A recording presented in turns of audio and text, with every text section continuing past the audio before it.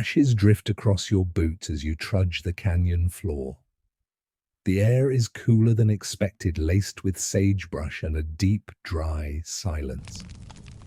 You didn't come here chasing ghosts, at least not on purpose, but here they are, waiting in the hush. Chaco Canyon lies around you like a great sleeping beast. The stone walls are pale and suns split the sky overhead, impossibly wide, and there just ahead is what brought you a circle of blackened stone. A hearth. Someone lit it. Long ago, but not too long. Not ancient, not recent. Somewhere in between. A last fire, still visible in the soot that clings to the canyon floor like a whisper. You kneel beside it, rub your fingers through the ash. It's too old for embers, too fresh for total forgetting. Maybe 100 years after the last clan left. Maybe lit by a straggler or a mourner. Maybe it was you. No one agrees on when the people of Chaco left. Some say 1130. Others say they never truly left at all. The canyon is a palimpsest, layers of meaning scraped clean and rewritten again. You rise and look around. Towering above you are the broken walls of Pueblo Bonito, the great house. It sprawls across 2 acres over 600 rooms, once connected like a honeycomb of adobe dreams. Some still stand, others have slumped into cracked half circles, their shadows playing tricks as the sun rolls by. It's the silence that gets you. Not empty, silence, thick silence filled with breathless anticipation. You're walking through someone else's cathedral, and whether the last fire was ritual or rebellion, you feel it humming beneath your soles. You place your hand on the wall. The sandstone is warm, baked through by centuries of desert sun. Still, it gives nothing away. Here's your first known truth. Archaeologists agree that between 850 and 1250, CE Chaco Canyon was the center of a vast network, ceremonial, political, spiritual. Roads up to 30 feet wide stretch out from here like veins from a heart.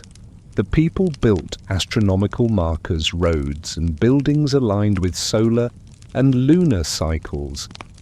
And yet, here's your first fringe whisper. Among the canyon ruins, some have claimed to find evidence of Egyptian-style glyphs, laughable to many, intriguing to a few. A hoax, probably. But the idea persists that some ancient traveler crossed the sea, leaving a scrawl of a falcon-headed god in a place it shouldn't be. Historians scoff, of course, but you keep that little story in your back pocket just in case. You pass a wall half swallowed by sand. Grass pokes through its foundation like unkempt stubble. A raven circles above its call, harsh and indifferent. This place was never meant to be cozy, but it was alive once, and that's what keeps you moving. The wind picks up dragging grit across the path ahead. You imagine the last person here. What did they feel? Regret, duty, sorrow, or just habit? Did they kneel here with kindling and spark the flame in memory of the old ones? Did they whisper prayers or curses into the firelight?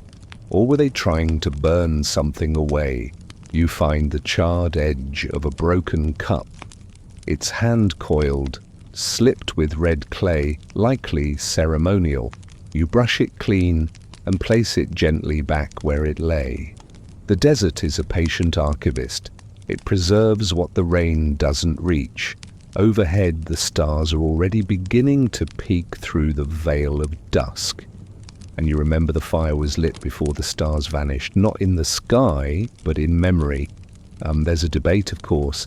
Historians still argue whether the abandonment of Chaco was sudden or staggered. Some believe a 50-year drought drove the people out starved. Their stores made their prayers go unanswered. Others say it was infighting rival clans. spiritual disillusionment. There are even theories of revolution. The priests lost their grip and the people simply walked away. Whatever the truth, someone lingered, long after the bulk of the population was gone. Someone built that fire. You look up at the canyon rim where Fajada Butte looms like a petrified wave. You'll climb it soon. That's where the spiral carvings await sun daggers the astronomer's clock. But for now, you sit beside the hearth and you listen. Not for ghosts exactly, but for rhythm. The rhythm of footsteps on packed earth, of stone tools striking sandstone, of drum beats echoing against canyon walls. You let your eyes close. Behind your lids you see it, the final evening. One figure alone in the plaza, cloak around their shoulders, eyes to the stars that no longer seemed to answer. They kneel. Flint strikes, a flicker catches, fire blooms in the dark. Why, you don't know yet. But you've lit your own spark now, and there's no turning back. You step over a cracked threshold into what was once a thriving room. The walls still mostly intact, lean inward as if trying to whisper secrets. The roof is gone long since caved under the weight of sun and silence.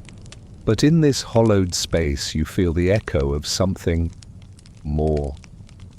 These stones were placed with precision, not just for shelter but for meaning.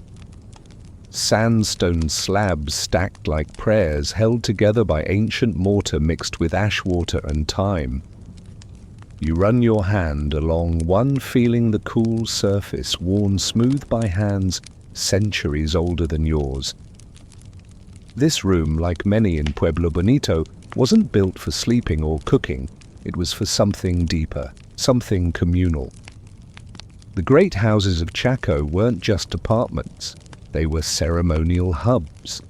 You stand now in the remnants of one of over 30 multi-room buildings scattered across the canyon floor. A pre-Columbian metropolis, if you will, but without the hustle. No market noise, no street peddlers hawking maize. This was different, structured, rhythmic. Some call it spiritual urbanism, others call it stone theatre. Whatever it was, the walls still whisper. You shift your weight and something crunches beneath your boot. A potsherd patterned faintly with black-on-white geometric lines. Not uncommon, but this one has a fingerprint in the glaze. You squat and squint, it's unmistakable. Someone's thumb pressed into the wet clay before firing. A mistake, a signature. You grin. Maybe Chaco had clumsy potters too. Here's your historical anchor for the moment. Pueblo Bonito was likely constructed in stages between 850 and 1150 CE. At its height, it stood 4 or even 5 stories tall, in places an architectural marvel for its time. It had hundreds of rooms and over 30 Kivas, circular ceremonial chambers, embedded into the earth, some lined with wooden beams imported from forests over 50 miles away. Yeah, 50 miles. Trees don't grow in Chaco, not tall ones anyway. The people hauled ponderosa pine from distant mountains, probably on their backs or dragged by rope, just for roots. So, when you hear someone say they left because it got hard, remind them these folks were the kind who carried entire trees across deserts. They didn't quit easy. You duck into another space, lower, dimmer, quieter. Here the light filters in through a slit in the wall, casting a warm blade across the dirt floor. You imagine it once danced with torchlight and laughter. Now it's just you and the past. You pause beside a collapsed room divider. The stones are jumbled as though shaken by an impatient hand. Was it age earthquake or something more deliberate?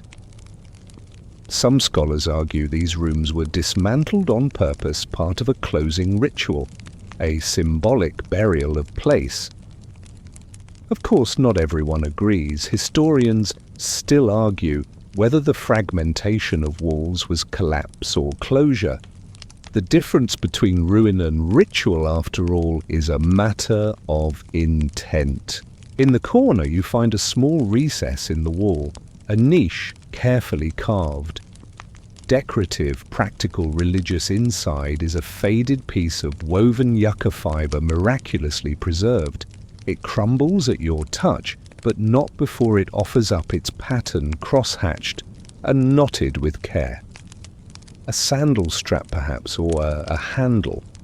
Whatever it was made by someone with practiced hands. You sit again, this time on a flat rock that was probably once a stool. You close your eyes, try to hear it. Try to feel the lives that filled this room. Children laughing as they chase each other in and out of doorways. A grandmother stirring ground maize in a pot over a glowing hearth. A young man returning from the distant mesas, his pack full of salt and stories. And then, not silence, but absence. The kind of quiet that only follows departure, not a massacre, not a collapse, a leaving. That's what gets you most how thorough the disappearance was. You glance up. In the upper wall, a square opening just big enough for light, or maybe for a message to pass through. Some have theorized these were spiritual passageways. Others think they were vents, or bird access. One imaginative archaeologist even suggested they were designed for sound to travel through during ceremonies, stone acoustics crafted centuries before modern theatres. Another theory that the architecture encoded messages, cosmological symbols built into room arrangements. Some floor plans echo star patterns, some windows align with solstices, some buildings mirror the Milky Way. Was it all intentional or just very poetic coincidence? Hard to say. But if you squint just right, the patterns seem to hum. And then there's the fringe theory of the week. Some suggest that parts of Chaco were designed to mimic the shape of a spiral galaxy as seen from above, a blueprint of the universe etched into earth and stone. Is it likely? No. But is it weirdly beautiful to imagine? Absolutely. You rise and exit through another doorway, one of dozens in Pueblo Bonito. Each threshold is slightly T-shaped wide at the top, narrow at the bottom. No one's quite sure why. Some say it's for airflow, others say it's symbolic a passage between worlds. You like that one? It feels right. Outside the canyon stretches wide again. You're still alone, but it doesn't feel empty. Not anymore. These stones speak if you listen slowly, and you're listening. You step over fallen beams, their ends blackened and splintered like bones left too long in the sun. One lies diagonally across the space like a sunken rib, an old roof timber that once held this room together. Now it leans low, split along its grain, and covered in a soft layer of desert dust. Beneath it, a dark recess. You crouch, peering in. A hollow space just big enough to crawl through. Half curiosity, half instinct, you duck down and enter the sandstone, brushing your shoulders as you slide inside. The air is cooler here, the stillness almost damp. You can feel the gravity of time pressing inward. And then you see it. A cache of objects neatly tucked beneath the old beam. Not scattered like trash, not abandoned like accident. Placed carefully, with intention. There's a small round bowl blackened on one side from fire. Inside it, a hardened lump of something once soft, perhaps mashed maize or roasted seeds. Next to it, 2 shells, iridescent and out of place. Abalone maybe, from the Pacific, hundreds of miles away. And beside those, a tiny figurine, carved from stone, barely the size of your thumb. A human shape, but distorted its arms too long, its eyes wide. and round owl-like. You sit with it for a moment, unsure if you should feel reverence or unease. It's not frightening, just strange, intimate. This wasn't a pantry, it wasn't storage. This was ritual. Here's your historical anchor. Archaeologists have found hidden caches just like this beneath roof beams, floorboards, and even behind wall stones in Chaco structures. Offerings, votive deposits, objects left behind, not out of forgetfulness, but on purpose, as part of blessings closings or spiritual exchange, and always there tucked away. Not meant to be found again, so why were they never returned? For was the ritual complete, or was someone interrupted? You reach for the figurine. You don't touch it, just hover your hand above it. The air here feels charged. Maybe it's the stale breath of centuries, maybe it's the power of imagination, or maybe it's the sense that someone else might still be watching. You think of the beam again, how it fell, how it covered the cache without crushing it, almost as if shielding it or sealing it. You back out slowly, mindful of the fragile space. The desert doesn't preserve everything, but it has its moments of generosity. Outside again, the sun has dipped further. Shadows stretch long across the canyon floor. You walk toward the western edge of the ruins where other roof beams lie collapsed. Some are stripped bare of bark, smooth as driftwood. You run your fingers along one. Ponderosa pine, not native here, not even close. Another quirky tidbit, tree ring analysis dendrochronology, has revealed that many of these timbers were hauled in from over 60 miles away, some even further. That's right.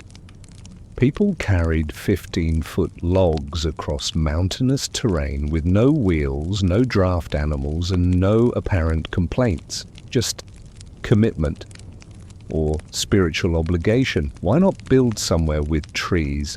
Good question. Maybe Chaco wasn't chosen for convenience. Maybe it was chosen for alignment. That brings you to a wall with strange discoloration, streaks of soot, but too high for hearth smoke.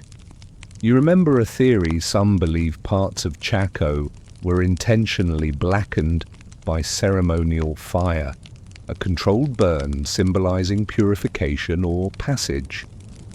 Others say it's accidental, left by centuries of weather and chance lightning strikes.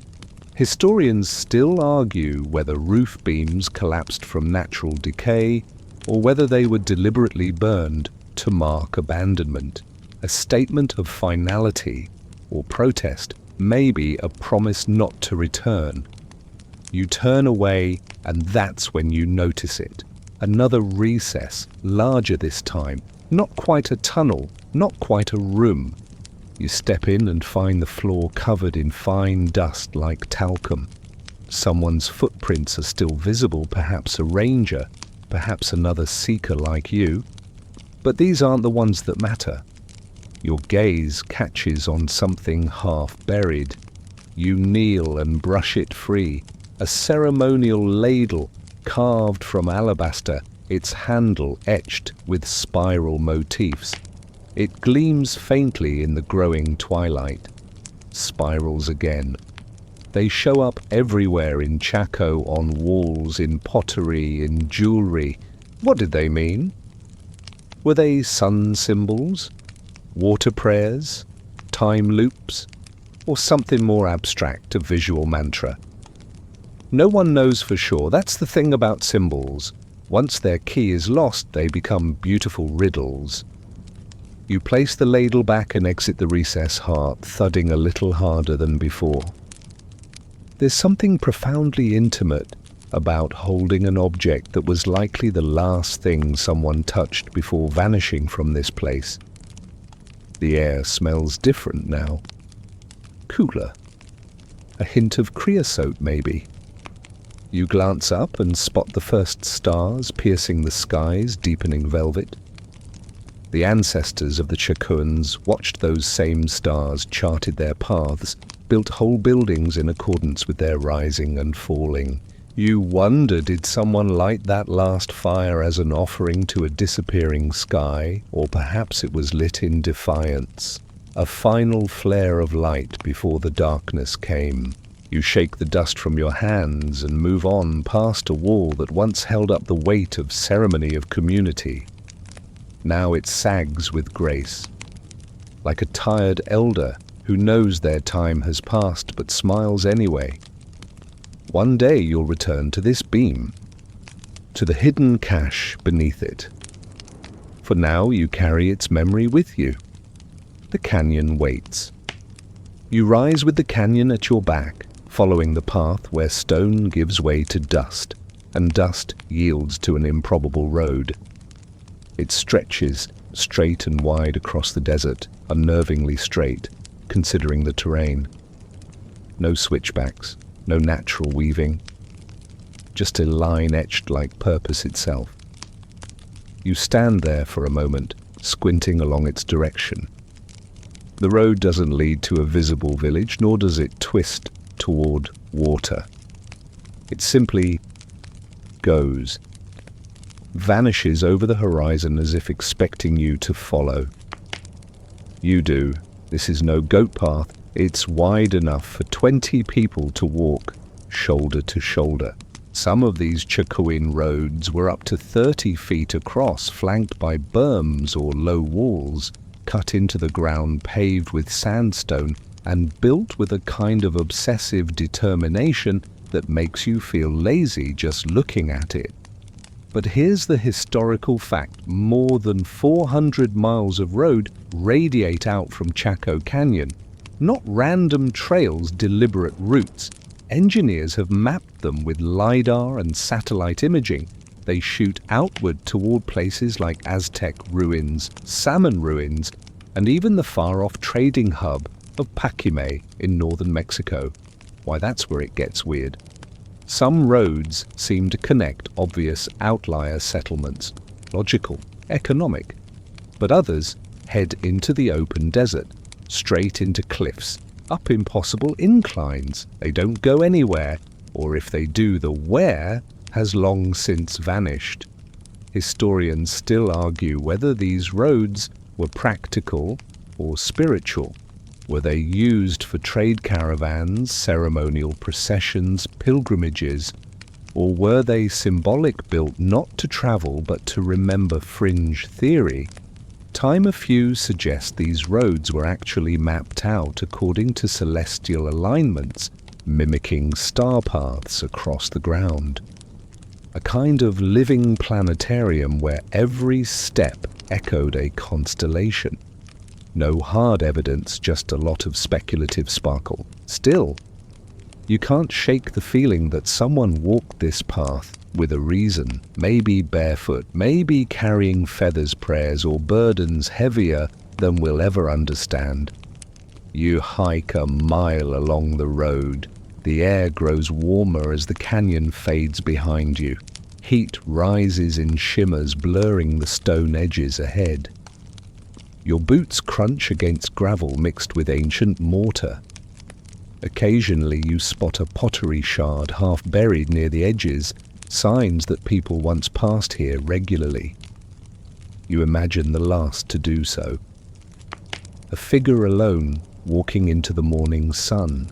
Maybe they held a bundle ashes of a loved one, or the last piece of turquoise jewelry that hadn't been looted. Maybe they were the last priest forced to walk the sacred road in silence after the people had turned away from ceremony. Maybe they lit the final fire, then turned and walked into the sunrise. Did the road offer comfort, or was it a tether too heavy to bear? A vulture circles overhead, not ominous, just observant.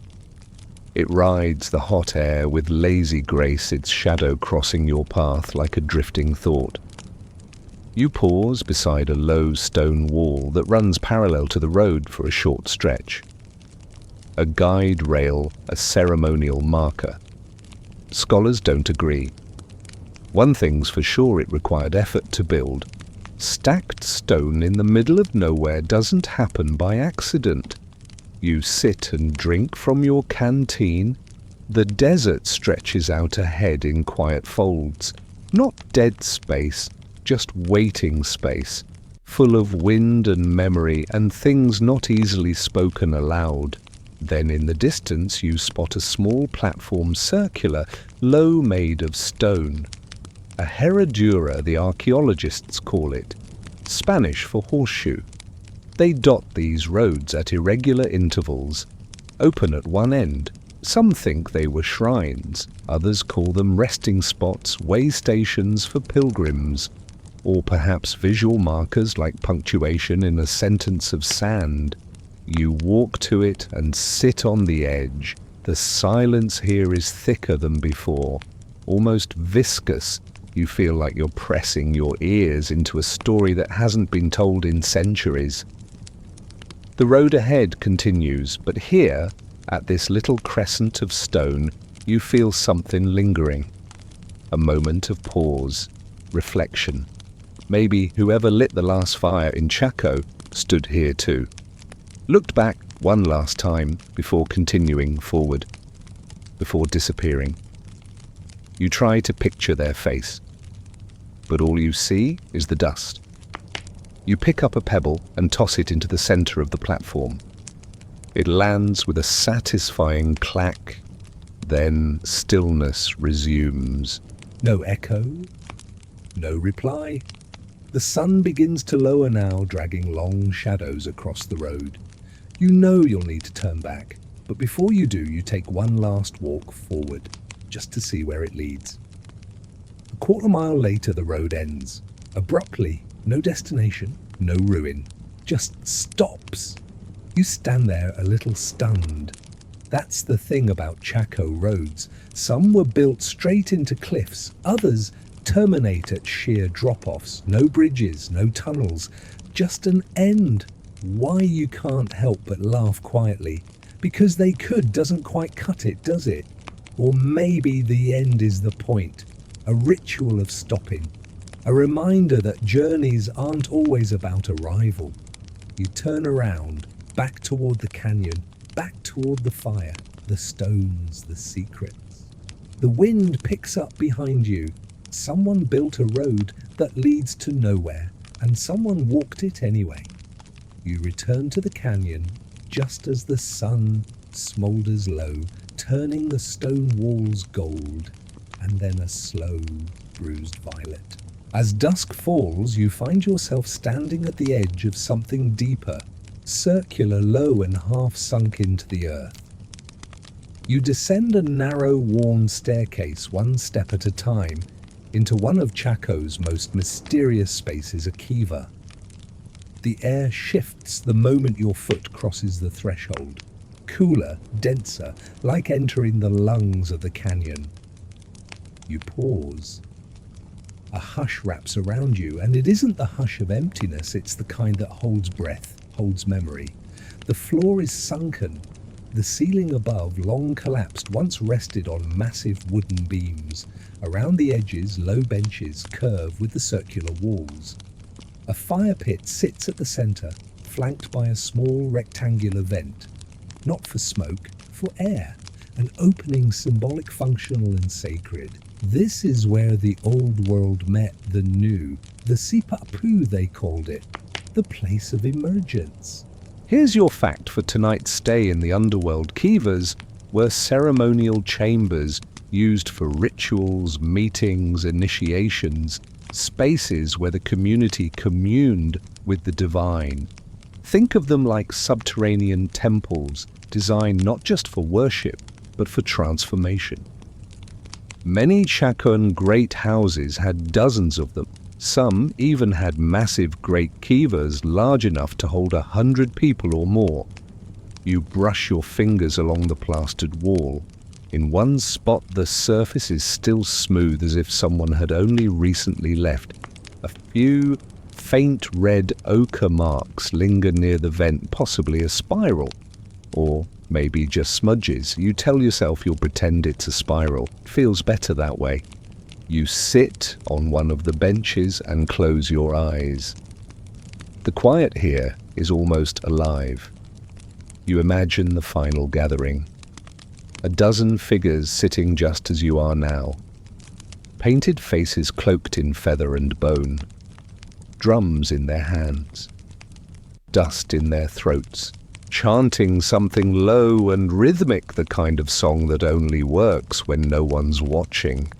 Maybe the fire pit glowed. Maybe the smoke climbed up through the hole where the roof used to be chasing the last light of the stars. Or maybe it wasn't ceremony at all. Maybe it was someone coming to say goodbye. You shift and the bench creaks slightly. The sound feels wrong here, too sharp.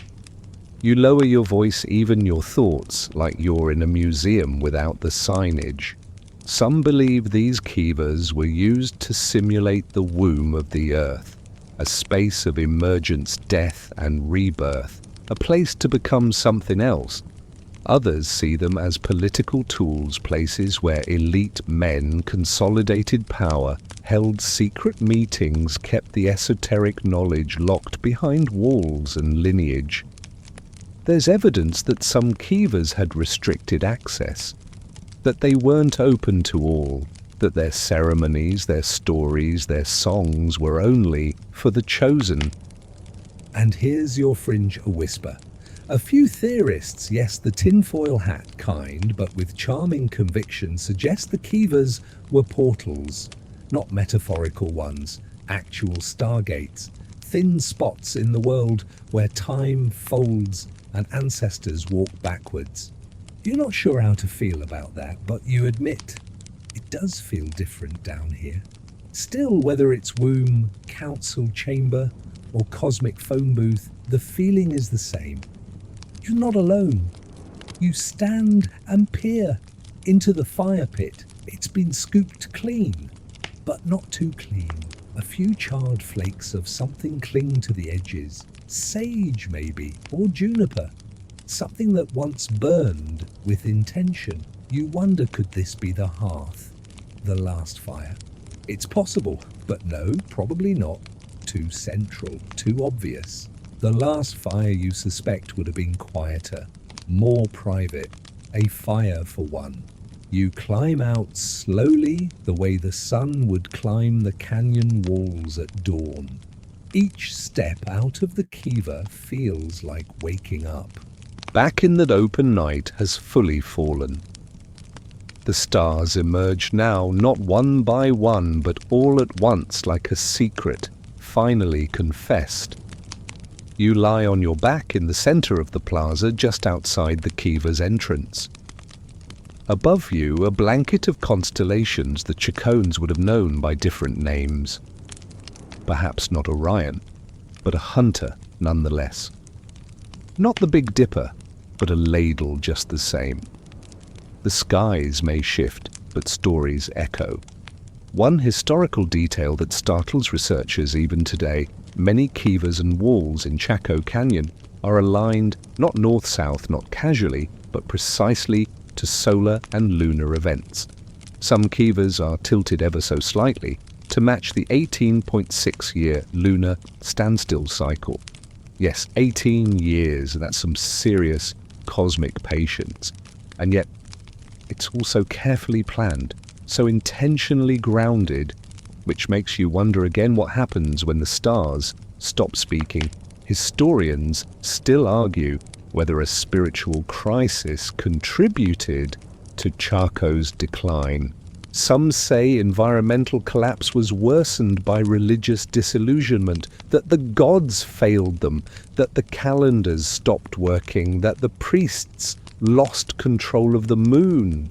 If so, then maybe the kiva wasn't abandoned, maybe it was sealed, closed like a wound, and maybe the last one to use it came not to worship, but to apologize.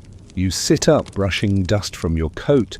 The kiva behind you yawns like an open eye. Watching, waiting, you make a silent promise to return, but not just yet. By morning, the air is crisp, cool enough to sting your lungs if you breathe too deep. You rub sleep from your eyes, though sleep was more of a suggestion than a success last night, and make your way toward the central structures of Pueblo Bonito.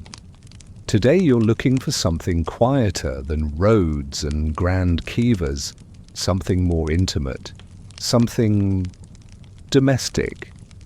You step into a narrow room, its low ceiling and well-worn doorway, suggesting it was used often but never extravagantly. The kind of room someone returned to at the end of a long day, sunburnt, dust-covered, perhaps carrying a sack of maize or a story no one believed. At the far end of the room is a recessed shelf. Nestled into it a row of jars. Still whole.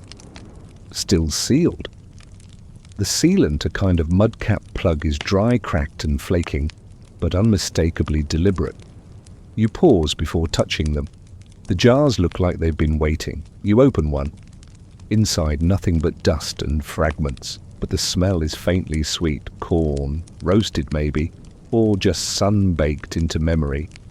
Another jar contains hardened kernels, pinkish yellow and pearled, maize, thousands of years old, the heart of it all. Here's your grounded historical truth. Chacoans were master agriculturalists in a place where agriculture seems laughably impossible. With minimal rainfall and alkaline soil, they cultivated not just maize but beans and squash too. They engineered check dams, waffle gardens, and reservoir systems to trap what little water the skies offered. Efficient, ingenious, persistent.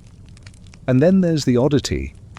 In one of the great houses nearby Pueblo del Arroyo, archaeologists found rooms filled entirely with broken corn cobs. No other debris, just corn, burnt, split, discarded.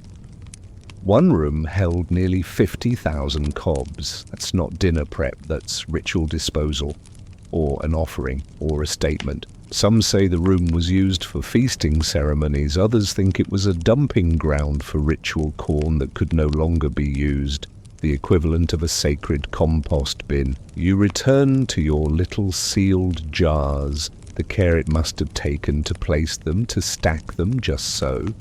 This was not hurried storage, it was preservation, not just of food, but of hope. In the corner of the room, a grinding stone rests against the wall. You lift the mano and press it, the metete. The groove is deep, worn, smooth by repetition. Generations of hands would have worked this very tool, kneeling, pressing, pushing, until kernels turned to meal. A daily rhythm grounded and grinding. You try it once, experimentally. The stone responds with a low groan. Even empty, it remembers the motion. You sit back, dusty and a little awed, and then you see it. Tucked under the grinding slab is a small offering, 3 turquoise beads, a red ochre smear, and a chicken feather, a domestic altar, a prayer for good harvest, a thank you to the stone. Historians still argue whether such offerings were routine or reserved for rare occasions. There's little written record because nothing was written in the Chacan world, not in the conventional sense. No known alphabet, no codices, only symbols carved into stone, woven into textiles, hidden in the quiet corners of rooms like this one. You pocket none of it. Just look, that's enough. Moving to the next room, you find something stranger. A low table, possibly a food prep surface, is covered with bone fragments. Small ones, bird bones maybe, not butchered, not cooked. Arranged, you tilt your head, it almost forms a pattern, spirals again, faint, uneven, but real. Could this have been a child's game? An idle moment, a cryptic message, or maybe someone was practicing something only they understood. You run your fingers through the bones, gently disrupting the pattern. A small act of heresy, maybe, but even the past must get a little fresh air. At the doorway, you pause. Outside, You hear a gust of wind sweep through the canyon, rustling through dry grasses and feathered sage. And for a moment you think you hear laughter, not eerie, not ghostly, just warm, familiar, like someone chuckling at how long it took you to find this place. You step into the plaza and the light hits you like a soft slap, bright, golden, uncompromising. You turn back once to the little room with the corn jars and the grinding stone. That was someone's entire world, not the kiva, not the road, not the cosmic alignment of solstices and lunar standstills, just that room, the rhythm of grinding, storing, sealing, praying, the hope that the jars would be opened again, by children, or strangers, or gods, or maybe by you. You walk on toward the next set of ruins, but something in your chest feels fuller now, less lonely. The story of Chaco isn't only carved into stone or traced in starlight. It lives in the mundane, the daily, the edible. It lives in rooms like that. And if someone lit the last fire, perhaps they did it after sealing one final jar of corn. A ritual not of farewell, but of continuity, the kind that says, we were here, and we fed the fire first. You find yourself climbing, not by design exactly, more like you're being drawn upward. The path ahead rises steadily, leading you toward a strange little perch overlooking the entire canyon.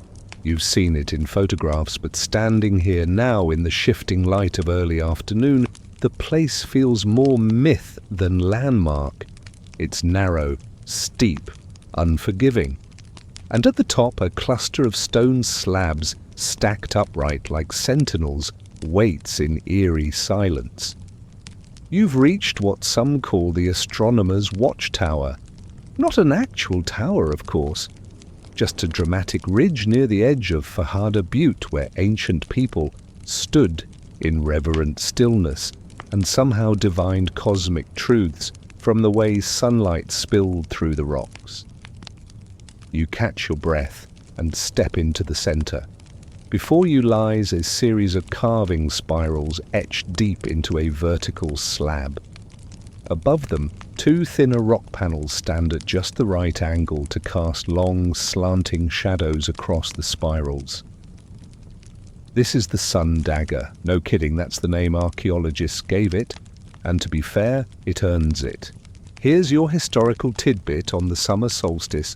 At the exact moment of solar noon, a blade of light pierces the narrow gap between those stone panels and strikes dead center through the largest spiral.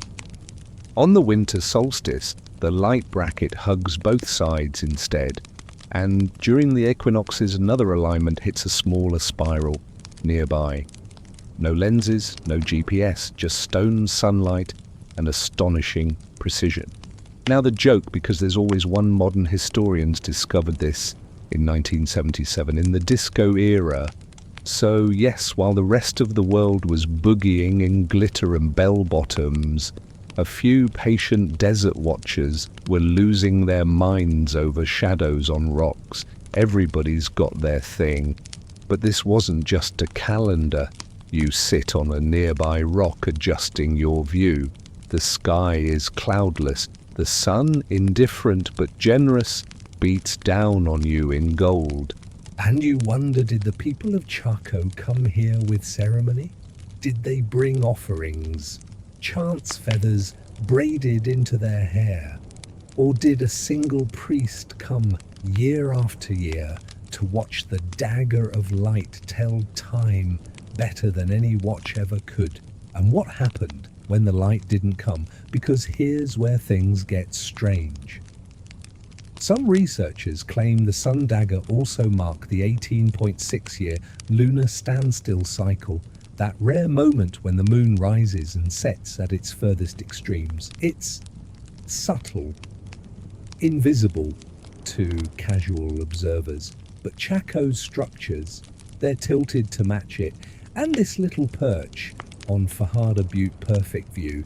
Now think about that. You'd need to track the moon nightly for nearly 2 decades just to figure out what was going on. No charts, no telescopes, just your eyes, your memory, and a culture that thought it was worth the trouble.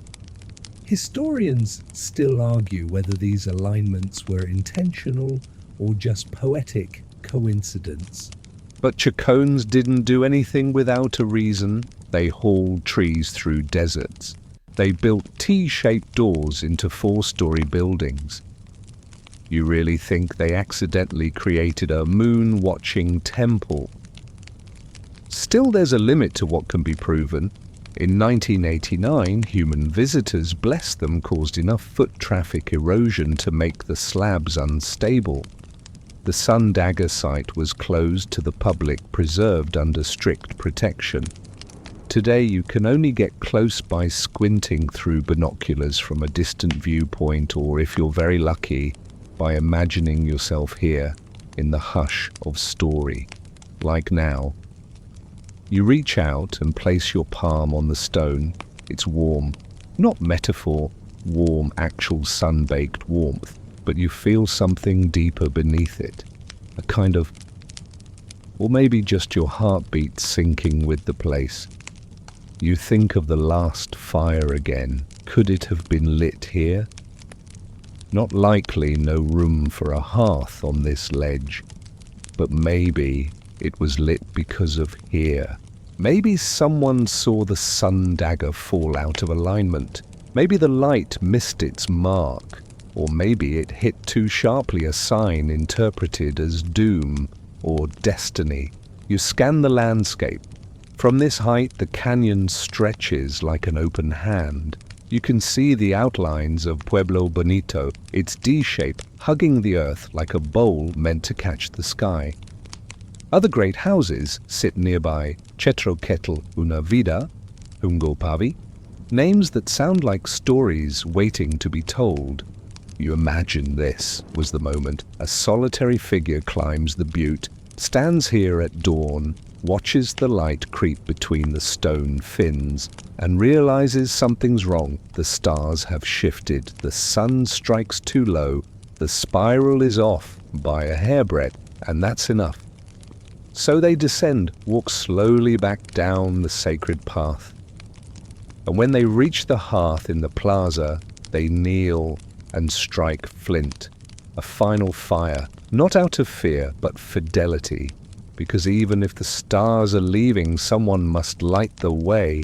You stand once more, wind pressing gently against your back.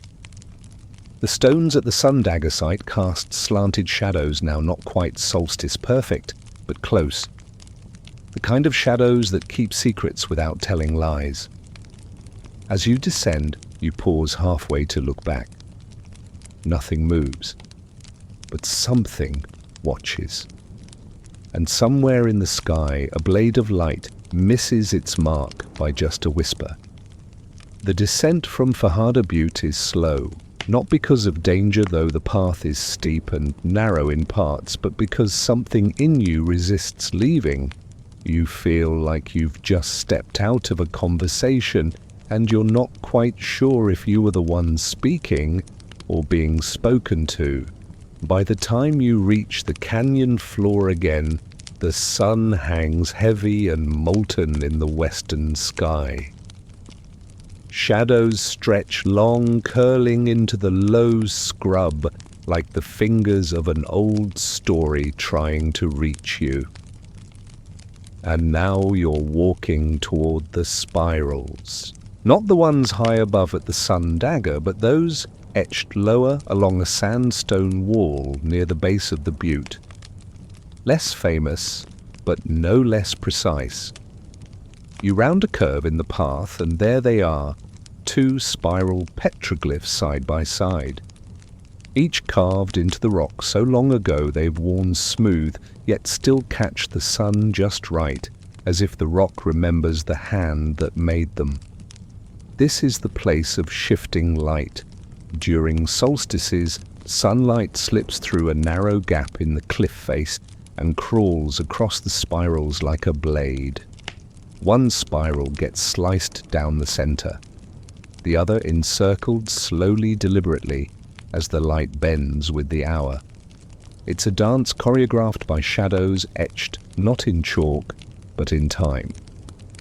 You lean against the warm rock, watching the play of light. And you wonder again, were these just calendars? It's convenient to think so, practical, logical. But standing here, it feels too alive. The way the spirals seem to pulse as light glides over them, it's less day planner and more divine heartbeat. Here's your historical anchor. Petroglyphs like these aren't exclusive to Chaco, but nowhere else are they so tightly integrated with architectural alignments and celestial markers. Chacons weren't just stone stackers, they were sky mappers. These spiral motifs are found throughout the American Southwest, often at sites where light interacts with them in significant seasonal patterns. But there's no Rosetta Stone, no guide, just spirals, which leads us naturally to the strange. A few fringe theorists claim the spirals represent portals, not metaphorical ones, actual stargates, pathways between worlds. They point to similar symbols across the globe: Celtic swirls, Greek meanders, Aboriginal dream spirals. They say it's all one big code, and Chaco knew how to read it. You squint. It's fun to imagine. But even without interdimensional travel, the spiral says enough. Movement, return, departure, rebirth. You take a few steps closer. You touch the edge of one spiral with your fingertips. The groove is shallow now. Centuries of sandstorms and sun have softened it. Still it holds form. You close your eyes. You imagine a boy, 10, maybe 12, pressing a chisel to stone. His elder guides his hand. They don't speak. The spiral must be clean, continuous, not just a shape, but a prayer. For rain, for time, for understanding. And when it's finished, they wait. Not for praise, for light. Because light is the language. You sit beneath the glyphs, the stone warming your back. Birds flit through the sky, mostly swifts, maybe a hawk. The wind kicks up little eddies of sand that swirl like ghost spirals at your feet. And there for a moment you feel aligned. Everything moving, nothing random. The spiral becomes more than a symbol. It's a map of the self. And you start to ask questions you weren't ready for. What do you follow when the stars go quiet? What's left when time unspools, when rituals fade? What if the last fire wasn't lit in fear, but in faith that something else was coming? You lie back on the rock, staring up. The sky here is a blue so deep it feels fictional. The kind of blue you'd expect in a painting meant to comfort children, vast, inviting, a little cruel. The Chacoans watched this same sky, tracked it, studied it, built for it. But something changed. There's evidence that by the early 1100s, celestial alignments began to drift. Drought records show a period of instability. Food grew scarce, star patterns shifted, the lunar standstill came and went. The priests kept watching, but fewer people kept showing up. Historians still argue whether that breakdown was political, ecological, or spiritual. Most agree it was all three woven tight. A culture built on cosmic certainty suddenly found itself staring at stars that didn't answer. And so someone came to this wall, and they carved spirals, not to mark what was, but to ask what would be. You stay until the light fades. As the sun dips low, the spiral loses its partner. The shadow slinks away, no longer a blade, just a blur. The wall cools, the wind hushes. You press your hand to the spiral one last time, not to ask anything, just to say, I see you. Then you rise, and walk on, because light moves, and so must you. You leave the spirals behind, though their quiet motion still lingers in your chest like a rhythm you've half memorized. The trail takes you down a slope along a narrow shelf where the cliffs lean in as if listening, and then nestled into a dip in the canyon floor, you see the glint.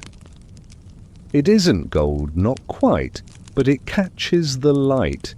You kneel in the dust, there half buried under a tangle of brush, and time is a broken bone flute, not the polished museum-ready kind.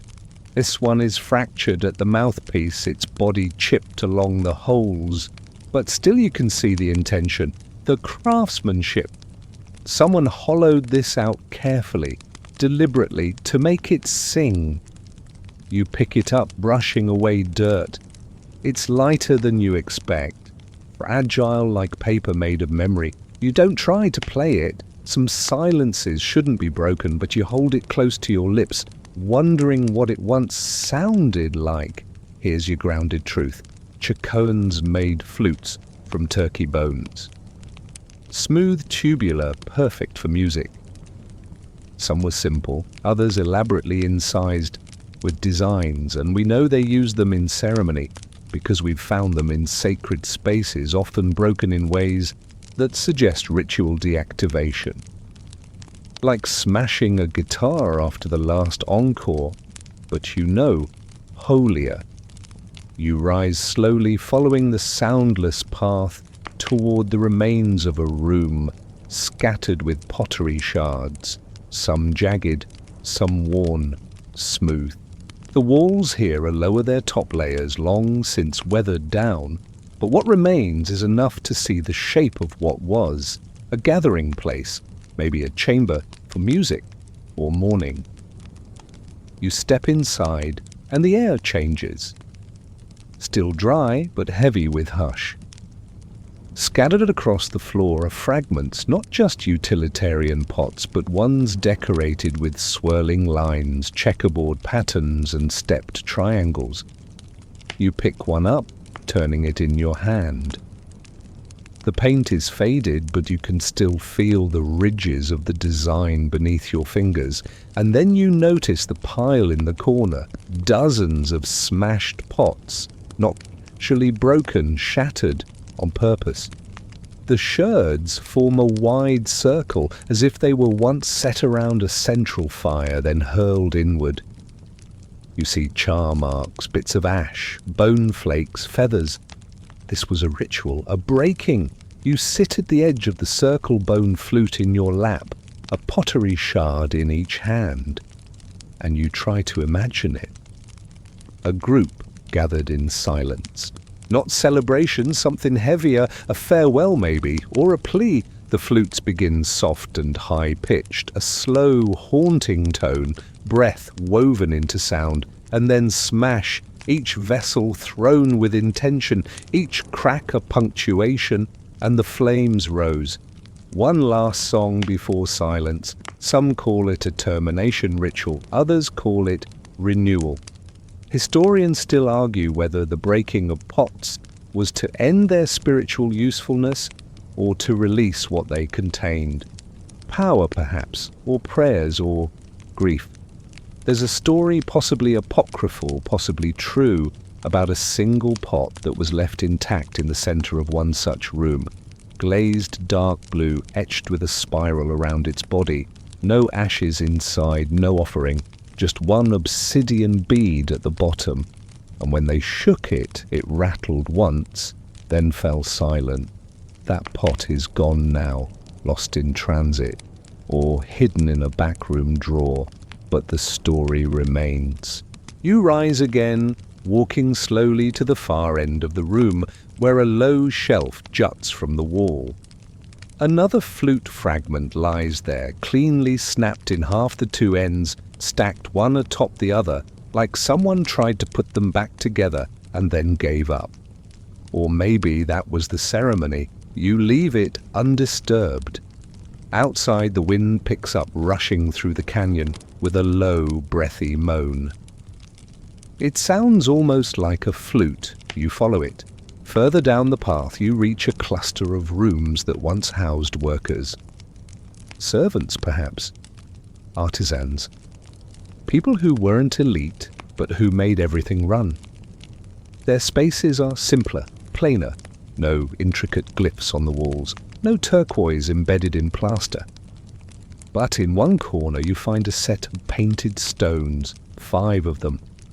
Each about the size of a fist, each daubed with pigment white, red, black, arranged in a crescent, another ritual, a game or a music of silence. You sit beside them and you realize this isn't an ending.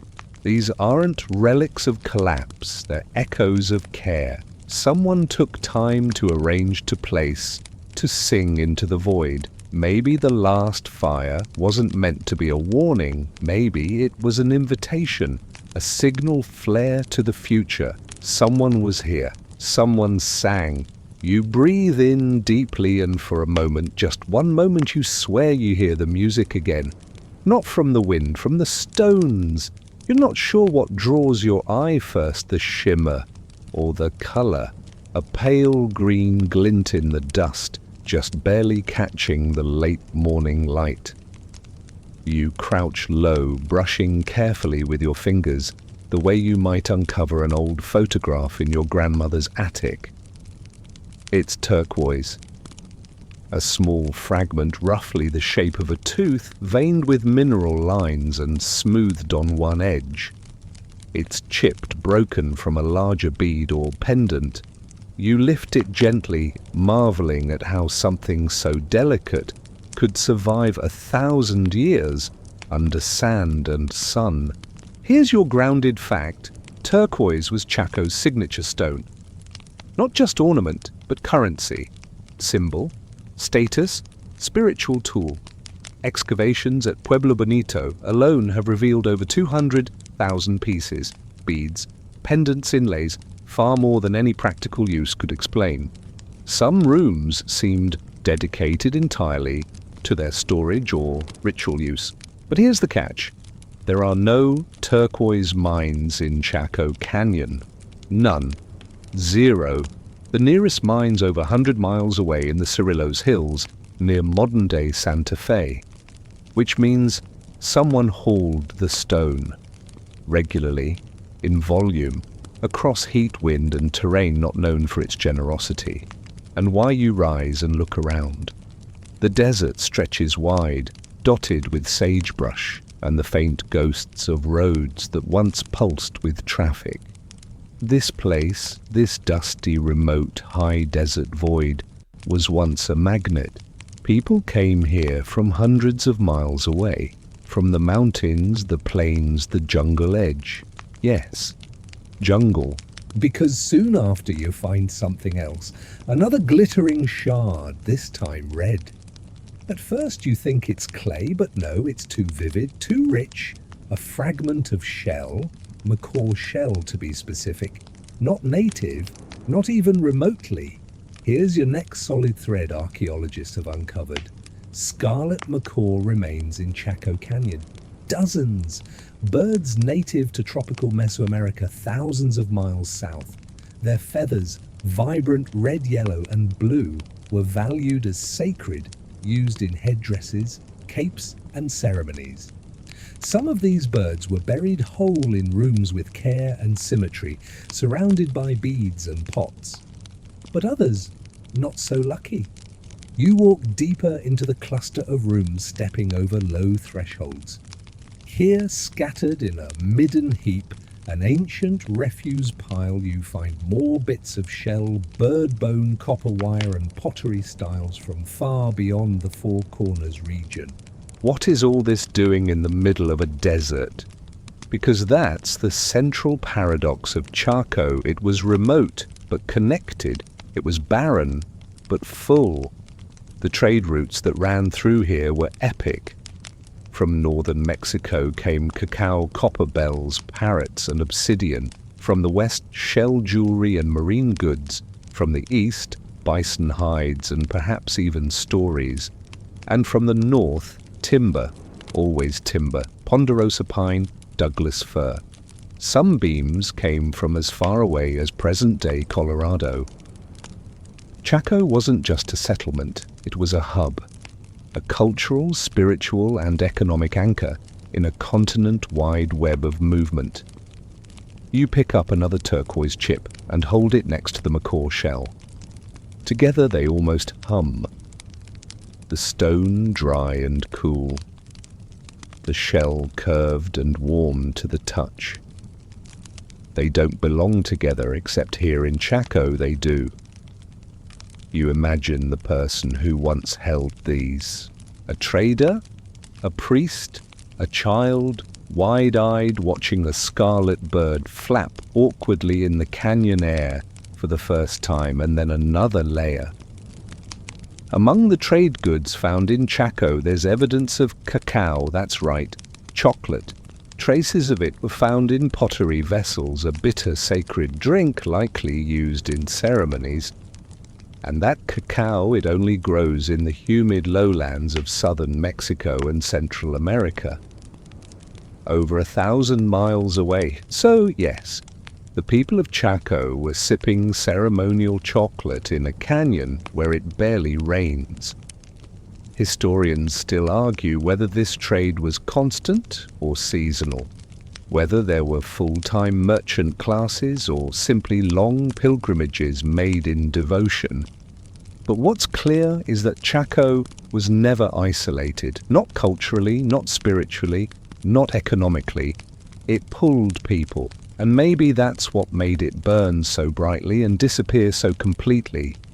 You sit near the Midden heap, where broken goods and broken dreams were layered like sediment. There's a rhythm to it.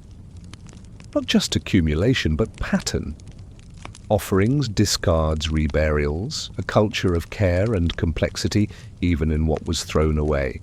And then you find the oddity, a figurine, carved from stone, not Chacon style, different, angular, almost Olmec in proportion, but distorted limbs too thick, eyes too close.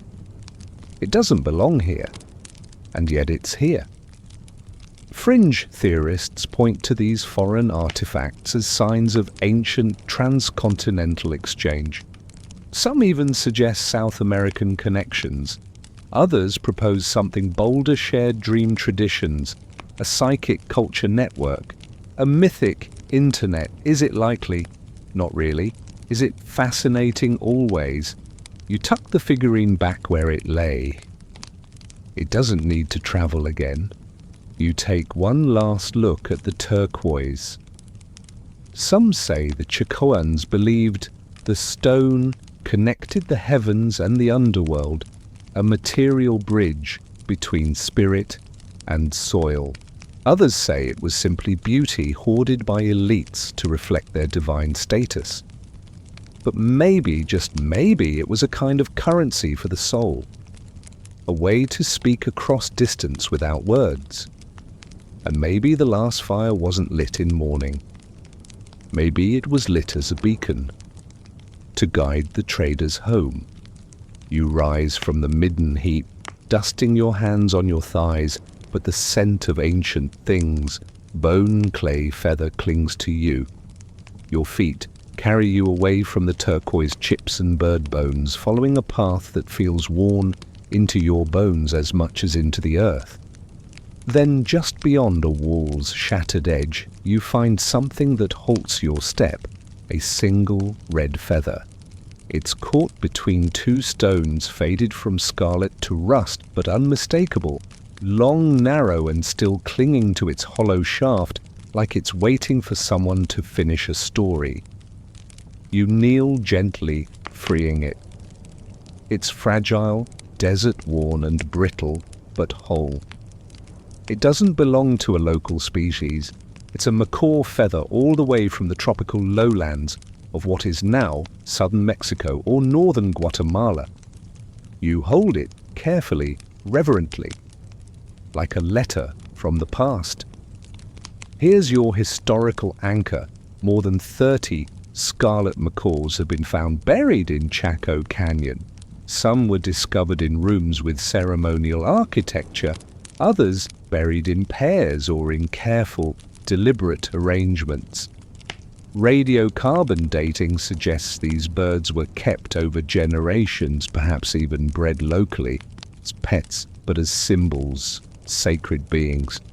But how did they get here? There's a theory, bold but plausible, that the Chacoans operated or traded with macaw aviaries located in what's now the Casas Grandes region of Mexico.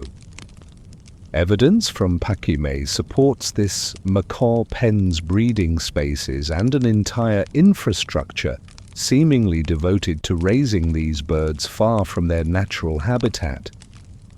The trade of macaws was not just luxury, it was spiritual currency, and here in Chaco those feathers became fire. You move through the narrow doorway into a small, windowless chamber. The air is still, heavy. The ceiling above, miraculously intact, is charred black. A hearth sits in the center, ringed by polished stones. Inside it, ash and feathers, not one but several, burned, curled into themselves like question marks. Red, yellow, blue, the macaw's impossible palette reduced to carbon and silence. You sit beside it. This wasn't just cooking fire, this was ceremonial, maybe even funerary. Feathers have always carried sacred weight. In many indigenous traditions, they are the language of the spirit world, messages from above, prayers made visible. To burn a macaw feather isn't just to destroy beauty, it's to release something or summon it. You close your eyes and picture the moment. A priest kneels by the fire. Around them, figures in deep silence. A feather is held aloft, not waving, but still as the fire crackles. And then dropped. The feather lifts briefly in the heat twirls, then catches flame. Smoke rises. What is the message? Grief, gratitude, surrender, or perhaps defiance? Because here's your quirky whisper. There are those who believe the macaws weren't only sacred, they were divine messengers, seen as living links between worlds. Some fringe theorists even claim the birds were used in hallucinogenic rituals, their feathers used to stir brews that opened the spirit sight. No solid evidence, of course. But the rumors swirl like smoke. You reach into the hearth and touch one of the stones. It's warm, not from fire, but from sun. Still it thrums a little. Or maybe your hand is just trembling. There's also something underneath. You dig lightly, revealing a flat ceramic tile, blackened on one edge. On it, a painted symbol, a feather stylized. Next to it, a small red dot. Simple, intentional. You don't recognize the glyph. Neither do most archaeologists. That's part of the mystery. Chacoans left behind no readable language, just symbols. Spirals, birds' eyes, lizards' feathers. Some overlap with modern Pueblo iconography. Others don't. The gaps between interpretation and invention are wide. Historians still argue whether Chaco was theocratic, a priest-ruled city, or something more decentralized. But evidence leans toward elite, spiritual control. Those who held the rituals held the power. And the feathers they marked status, access, revelation. You place the tile back and rise. Outside, the light is shifting again. Afternoon edges toward evening. Shadows slant long across the plaza, reaching toward the places where songs were once sung in languages no longer heard. You follow one of those shadows, walking between two low walls into what was likely a ritual space. Flat ground, painted remnants. A wooden post stump in the center, perhaps once a pole for feathered banners. The wind brushes through, and for a second you hear the faintest flap, like wings. Not real, of course, but still you look up. The sky is vast, cloudless, somewhere in that endless blue macaws once flew. Carried in cages, perhaps, or maybe released during ceremony, their feathers catching the sunlight like falling stars. Maybe one flew too far and was never seen again. Maybe that was the point. You return to the hearth one last time. The feathers are black now, reduced to outlines and ghosts, but in your pocket the single red feather remains, whole. You don't take it with you, you place it on the rim of the hearth, where wind can find it, carry it somewhere new, or return it to the flame, because someone lit that last fire, and maybe, just maybe, they burned a feather too. It's the smell that gets you, first faint but stubborn, earthy sweet with the dry edge of old stone. You follow it through a winding corridor past rooms, long crumbled, until you arrive at a mound of layered soil and sherds piled up like the forgotten corner of a forgotten home. A Midden heap. In other words, an ancient garbage dump. Not glamorous, you admit. But archaeologists call Middens the true diaries of civilizations, because what people throw away says more about them than what they choose to save. You crouch low and begin to examine the pile. Bits of charcoal, corn husks, burned bone, mostly deer, some rabbit. The shards of daily life pressed into history like a composted memory. And here's your grounded fact: the Midden heaps at Chaco are dense, layered, and weirdly organized. Pueblo Bonito alone has several stacked like sedimentary time capsules. Some are pure refuse ashes, food waste, broken tools. But others contain ritual deposits, even high-value items. Not accidental, deliberate. You sift carefully through the dust. There's a broken pendant turquoise again, though this one has been drilled twice. Modified, reused, rejected. You imagine someone dropping it in the heap with a sigh, like tossing out an old necklace that belonged to an ex. A little farther down, a bone comb. 3 teeth broken off, still faintly etched with zigzag patterns. Ornamental maybe, or practical, or both. And then a surprise, a fragment of a gaming piece, smooth carved from stone dyed red. Maybe it was part of a dice game, or a ritual divination set. Scholars have found similar pieces in other ancestral Puebloan sites. It's unclear whether they were toys or tools for contacting something unseen. Historians still argue whether objects like this were playthings, gambling devices, or ceremonial lots cast during decisions of life and death. You flip it once in your hand, it lands with a satisfying clack. You smile. History, it turns out, can be oddly fun. You move on deeper into the heap and spot another oddity, a large jar cracked in half, but mostly intact. Inside, charred corn cobs, dozens, still smelling faintly of smoke and dust and something sacred.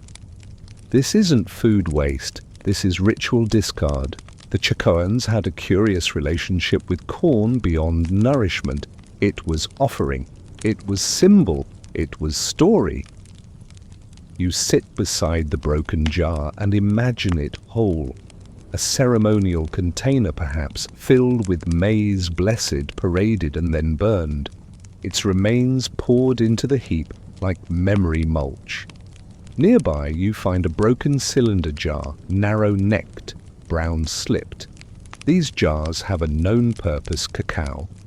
The sacred chocolate drink from Mesoamerica, rich and bitter and used in spiritual ceremonies, which means someone drank ceremonial chocolate, burned sacred corn and dropped it all into the trash. And that's the point, isn't it? This wasn't careless disposal. It was intentional surrender, a ritual conclusion. When a sacred object had done its duty, it wasn't hoarded, it was released, given back to the earth, to decay, to nourish something new.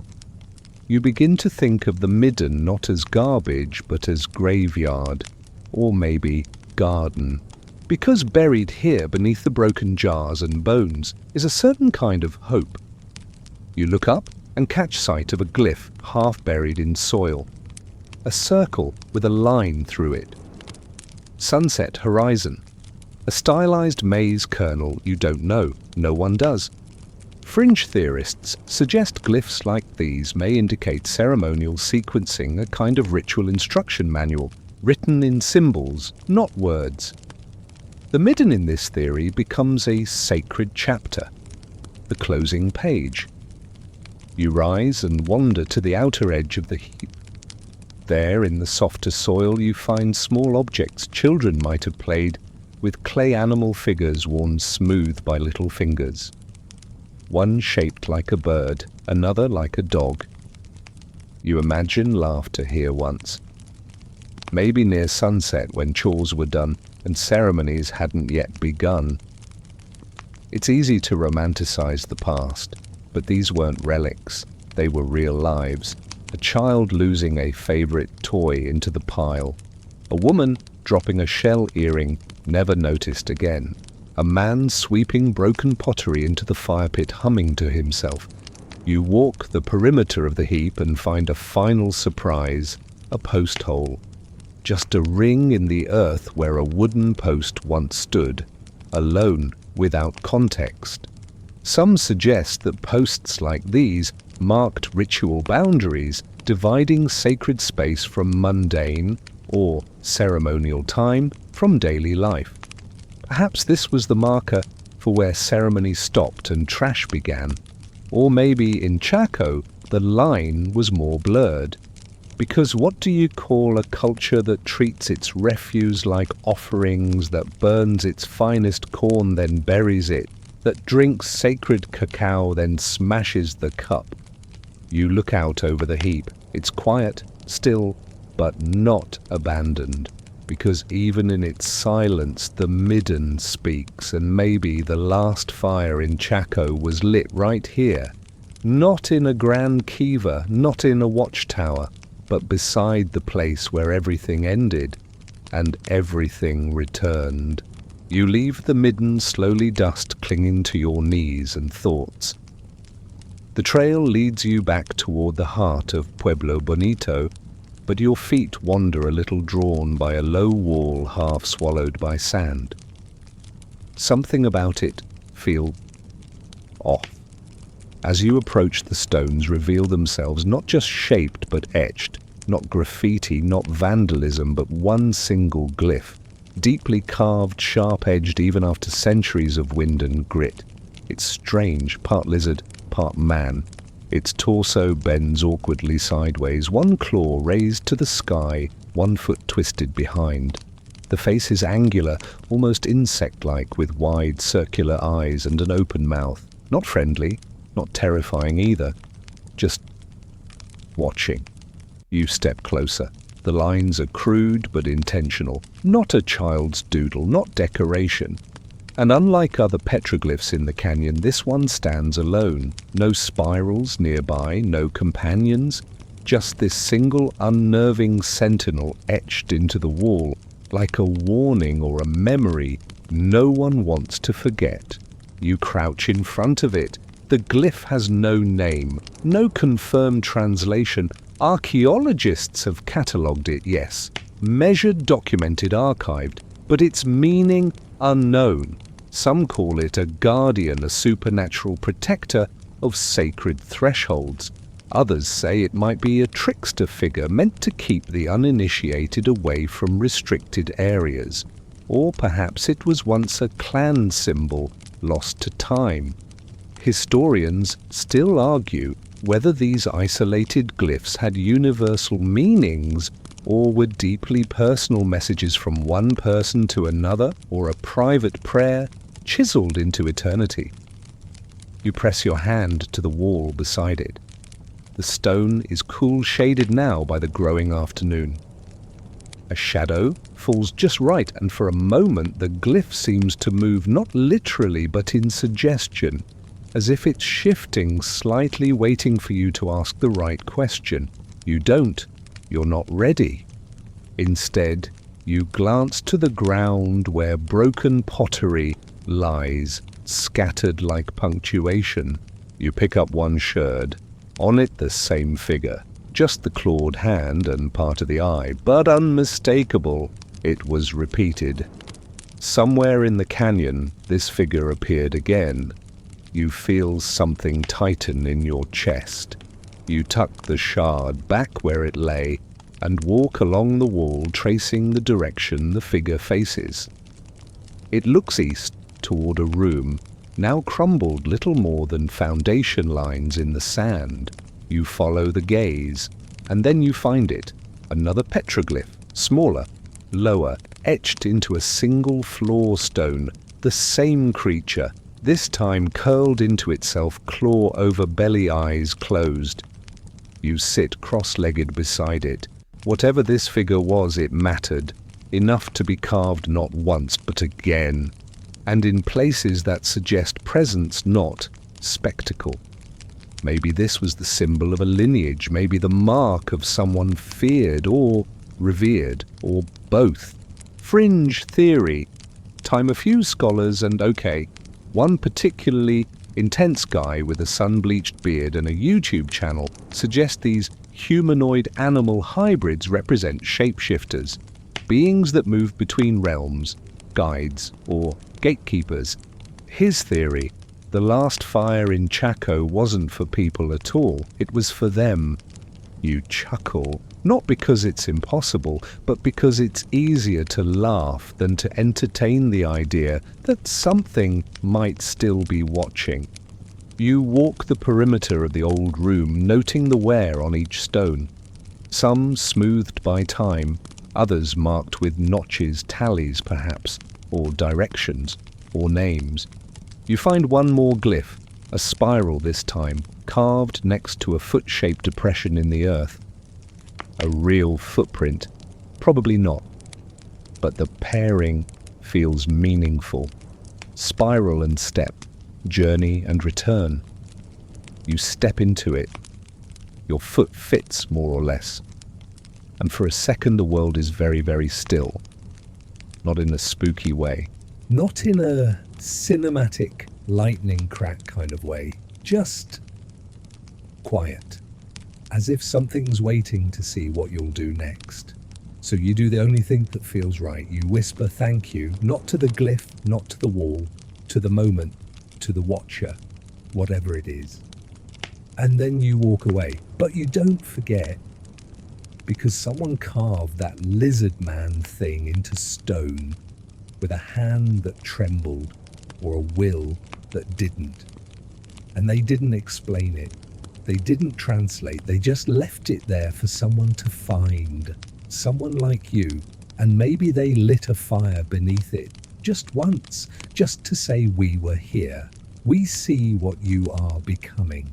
You move slowly now, the canyon, settling into your bones like dust in the seams of old pottery. There's a rhythm to this place. Not loud, not obvious, but steady. A pulse beneath the sand, beneath the silence. And then you find it. A long, low wall, unusually smooth. The kind of wall that draws your hand to it. You run your palm across its length, and halfway along your fingers stutter. A carving, no more than that. An entire panel. At first glance it seems chaotic, a jumble of lines and symbols. Spirals, yes, and the familiar step motifs.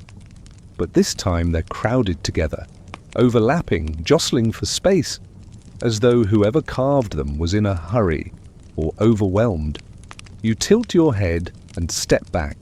The panel takes shape. A single glyph dominates the center, a vertical line flanked by twin arcs, almost like a door or a crack or a mouth. It isn't quite decipherable, but it feels deliberate. A parting, an opening, a rupture, and then you realize the rest of the panel is silent. No embellishments, no companions, just this single image surrounded by what looks like erasure sections where the stone has been worn, smooth scrubbed, even polished. Someone tried to remove whatever was here. But this one glyph remains. Here's your grounded detail. Chaco Canyon holds numerous examples of intentional defacement. Panels where figures were scratched out, petroglyphs sanded down, walls partially dismantled, with care not collapsed, but unraveled. Historians still argue whether this was iconoclasm, symbolic closure, or simply a shift in religious focus. Was it conquest, a change of heart, or was someone trying to erase a memory?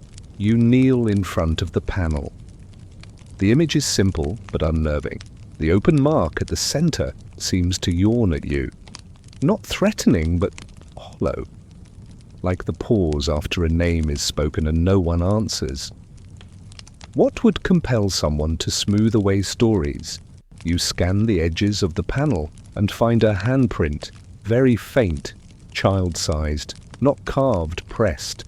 The outline preserved in clay or pigment, long since faded but still visible. A hand reaching out, left behind. And here's your fringe whisper. Some say these defaced panels aren't erasure at all, but warnings. That the Chacons encoded messages not just in what they drew, but in what they removed. That absence was as intentional as presence. The scraped walls aren't vandalism, they're ritual silences, a message you're not meant to read but feel. You step back and sit at the foot of the wall. You imagine a final gathering, a small group, not many left by then, a priest, a child, a mother. They stand before the wall. The child presses her hand to it. The priest whispers something no one writes down. And then slowly they smooth the images away. All but one. The vertical mouth remains, not a threat, not a goodbye, just the truth. That sometimes when stories get too heavy, the only thing left is to erase them. You feel the urge to touch the wall again, but you don't. It's not yours. Instead, you walk the length of the structure, tracing its path until it vanishes into a drift of sand. And there at the edge, you find a stone jar half buried. You unearth it gently. It's intact, small, heavy with something still sealed inside. But when you lift the lid, nothing, just air. Still, that air carries a scent, distant, resinous, maybe juniper, maybe pine pitch. Something once burned for ceremony, now turned to memory. The jar was sealed on purpose. Its emptiness is part of the message. Maybe it held smoke or breath or silence itself. You replace the lid and leave it there. The canyon has enough things stolen from it. And as you rise, you glance back at the wall one last time. The open symbol stares back. The erased figures hum with what they once were. And the child's handprint, faint and stubborn, remains. A conversation unfinished, a warning unspoken, a silence that says more than any glyph ever could.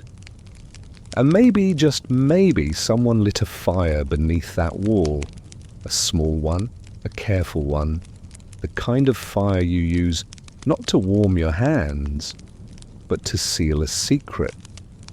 You wake the next morning with stiff limbs and dust in your eyebrows. The canyon's night was colder than expected, sharp enough to bite, but not cruel. Just enough to remind you where you are. This isn't some museum ruin fenced behind velvet rope. This is a place that breathes. You pack your bag loosely, and begin walking toward the center of Pueblo Bonito's massive plaza. You've been circling its edges for days now, tracing glyphs, chasing whispers, but today you walk straight into its heart, and you stop, because someone is buried here. At first, it looks like any other flat section of earth between collapsed walls and ceremonial rooms, but you see the faint imprint, a soft depression, almost too symmetrical to be natural. The sun strikes it from an angle that outlines its curve. The way low light reveals fingerprints, you kneel. There's no marker, no sign, no modern plaque explaining what this place once held. But you know it's a grave. Here's your grounded truth beneath the floor of Pueblo Bonito's central room, dubbed Room 33 by archaeologists, was a burial chamber. Not of the ordinary dead, not of workers or farmers, but of someone powerful, in fact, more than one.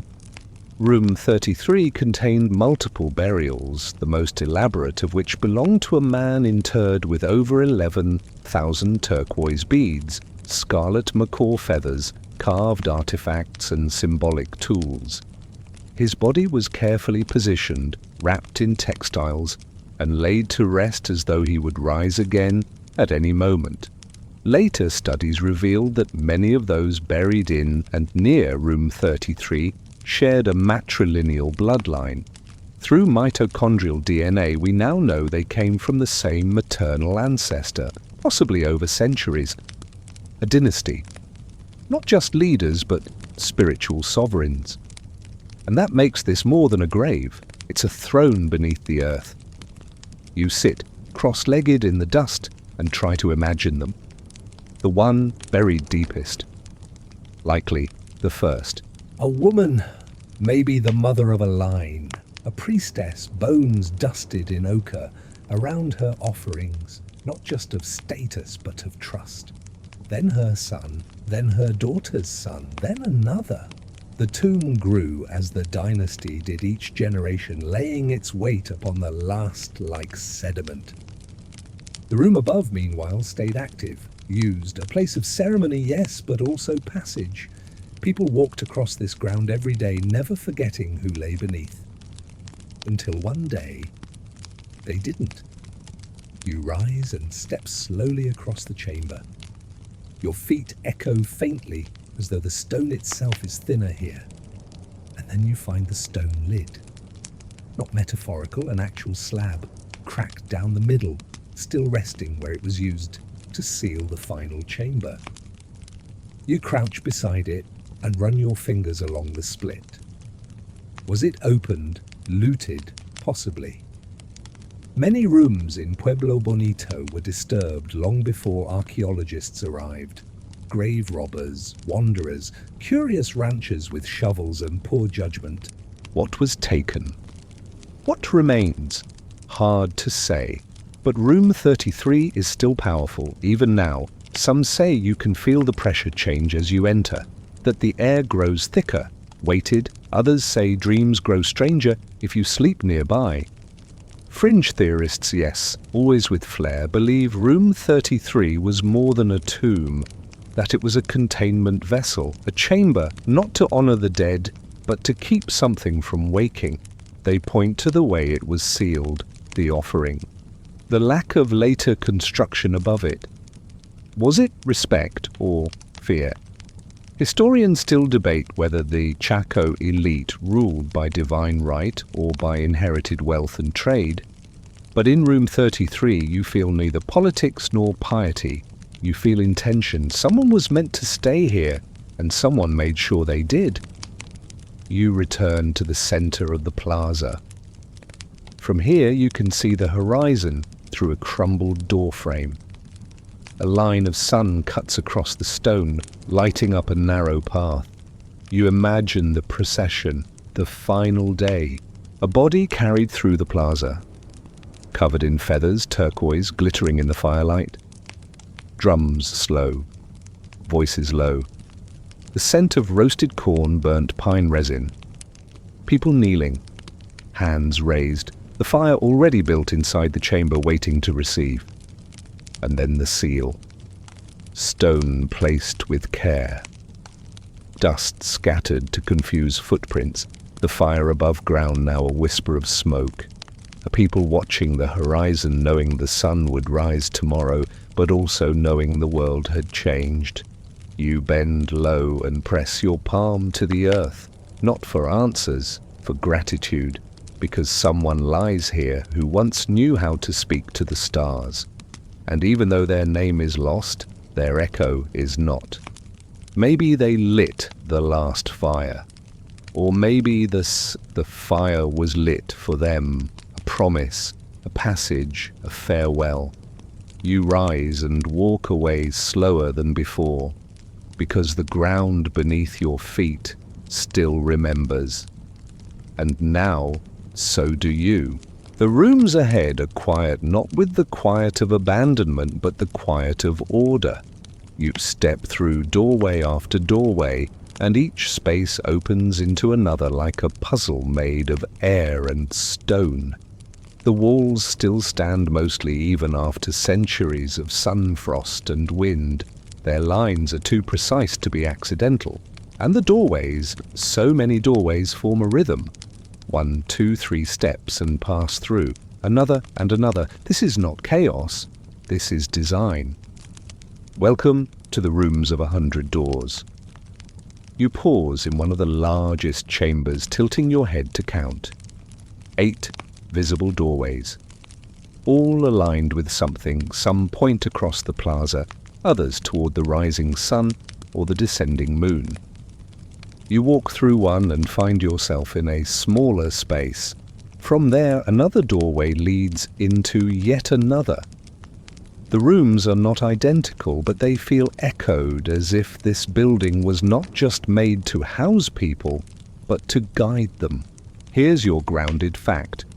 Pueblo Bonito and other great houses were constructed with hundreds of interconnected rooms. Some estimates suggest over 600 in Pueblo Bonito alone.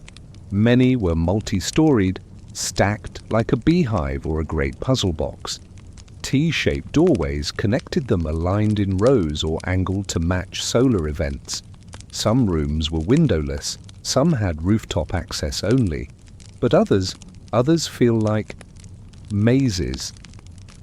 Scholars have long puzzled over this. Historians still argue whether the floor plans were practical or symbolic. Were these buildings designed for storage and residence? Or were they ritual pathways, spaces you had to move through in a certain sequence, like a spiritual obstacle course? You pause in a particularly narrow corridor. Light filters in from a high vent. There's a stillness here that borders on theatrical, like you've stepped onto a stage where someone else's lines were whispered long ago. Then you notice something carved into the upper doorway beam, a set of notches, evenly spaced, too regular to be random, possibly a calendar or a record of seasons. Or steps in a song, you count them, 13, you smile, that number again. 13 full moons in a lunar year, 13 layers in the Chaco cosmology according to later Pueblo traditions, 13 feather tips in the headdresses of certain ancestral dancers. The number whispers to you. You keep walking, more doorways, some wide, inviting, others narrow enough to make you turn your shoulders sideways. Occasionally, you enter a room that has no exit at all, a dead end. Why build a room that leads nowhere unless it's a test, a lesson in stillness? You double back and find another hallway, this one angled sharply. It leads into a long corridor of doorways, perfectly aligned one after another. If you stand in the right place just right, you can see through 7 doorways at once, all perfectly centered. It takes your breath for a second, not because of the view, but because of the intent. No one builds that by accident. Someone sat with stone string shadow and sky and lined it all up so that once a year, on a specific day, the sunlight would pass through all 7 portals and strike a wall at the very end, a calendar, a corridor of light, a ritual tunnel. Fringe theorists love these alignments. Some claim these great houses were designed as sonic labyrinths where chants would echo perfectly through the corridors if sung at just the right pitch.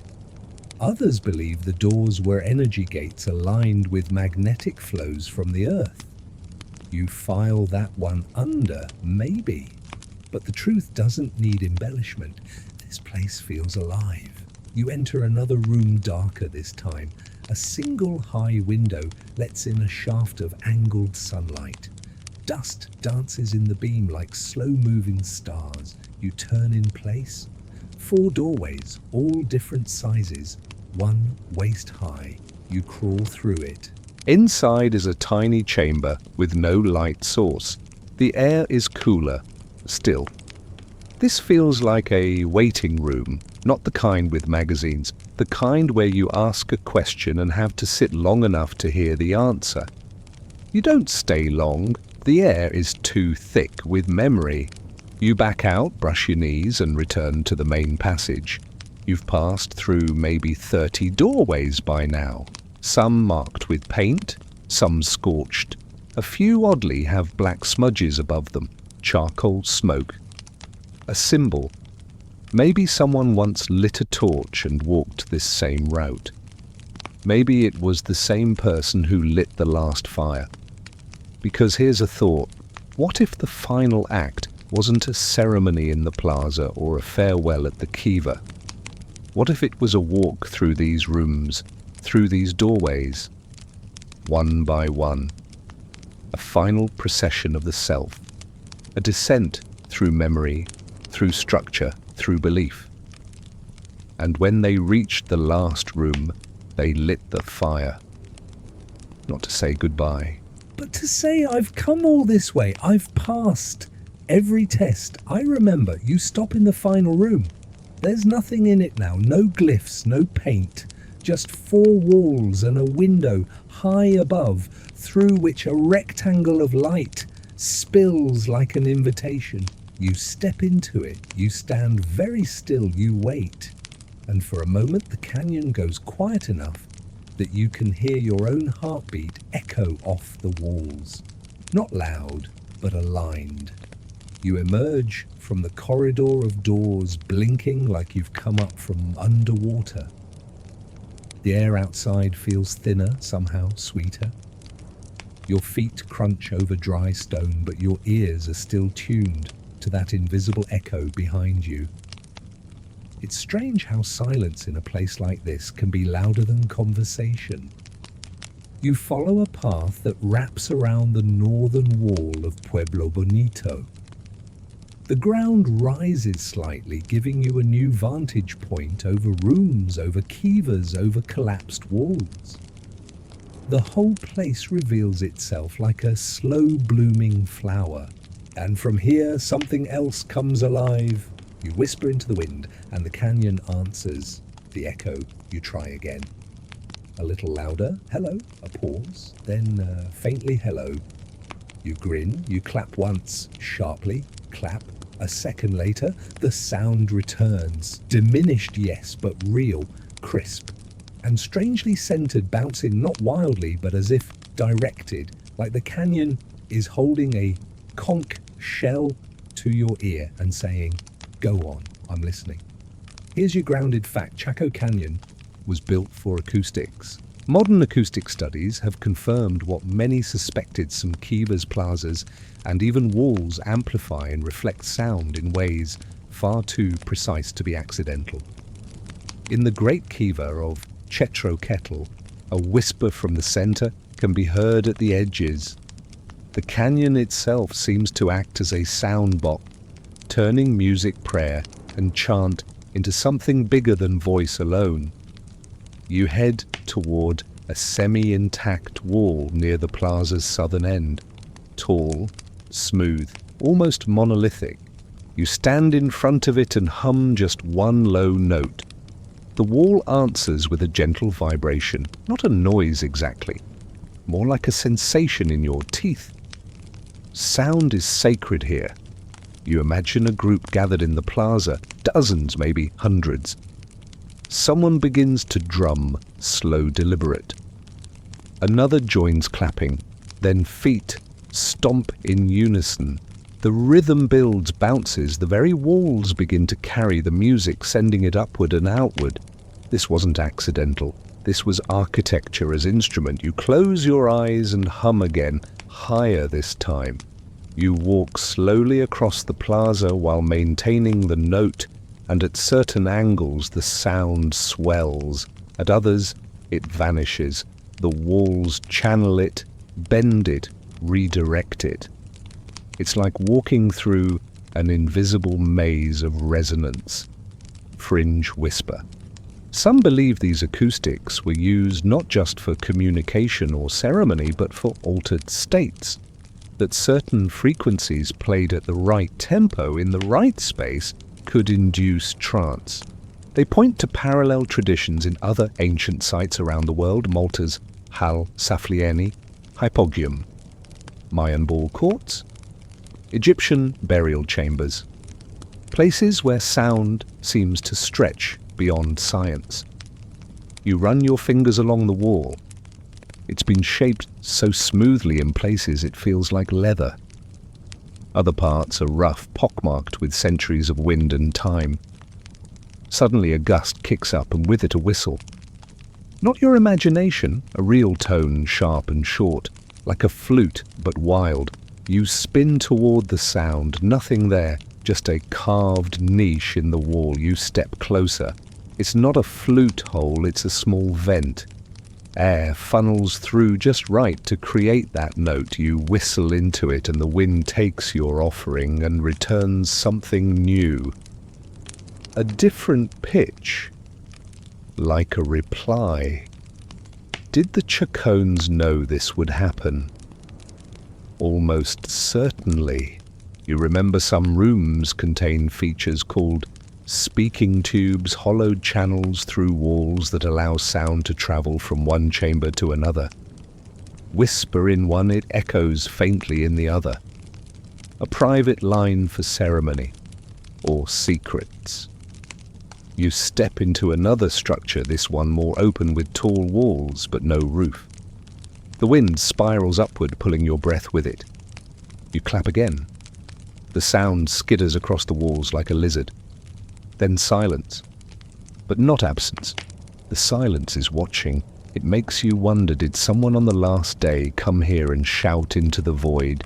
A final song, a scream, a name. Was the last fire lit by someone alone, calling out and listening to their own voice, bounce back as if it came from the gods? Or did they light it because there was no echo? You sit down back against the wall, letting the warmth of the sun seep into your spine. You hum again without thinking, and the tone curls into the air like smoke. The sound touches the stones. And the stones do not forget. Not the music, not the words, not the footsteps. You rise, and before you leave the space, you whisper something you don't say aloud, even to yourself. The canyon hears it, and for a moment doesn't echo it back. It just holds it. That's enough. The path winds between two half-fallen walls, and you follow it with a kind of instinct that doesn't require a map. Something in the air has changed. It isn't temperature, it's tempo. A soft urgency, like a drumbeat too far off to hear, but close enough to feel in your bones. You step into the edge of the plaza, and there, where shadow meets light, you imagine movement. Not yours, theirs, the last dancers.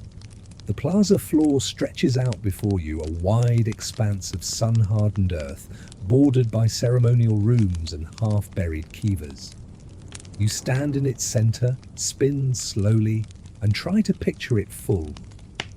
People dressed in feathers and painted clay, stamping rhythm into the ground.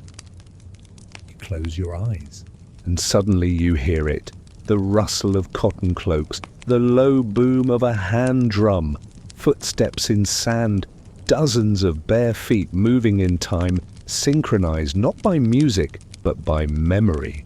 This wasn't a performance, it was invocation. Here's your grounded detail. The plazas of Chaco's great houses were ritual spaces, not marketplaces, not family courtyards, ceremonial grounds, aligned with celestial events, capable of holding hundreds, maybe more. The placement of Kivas entry points and even doorways all seem to channel toward the plaza, as if everything in Chaco was built to lead here, to this dance. And it wasn't just any dance. Historical accounts from descendant Pueblo cultures describe complex rituals performed at specific times of year, marking solstices, harvests, drought prayers, or ancestral veneration. Dances that lasted days, dancers who fasted before, who painted their bodies with ash, who moved in spirals, lines, and circles, mimicking the sky itself. You feel the press of those bodies now, not with your eyes, but with your breath. The air is thicker here, not ominous, just full. You crouch and press your palm to the ground.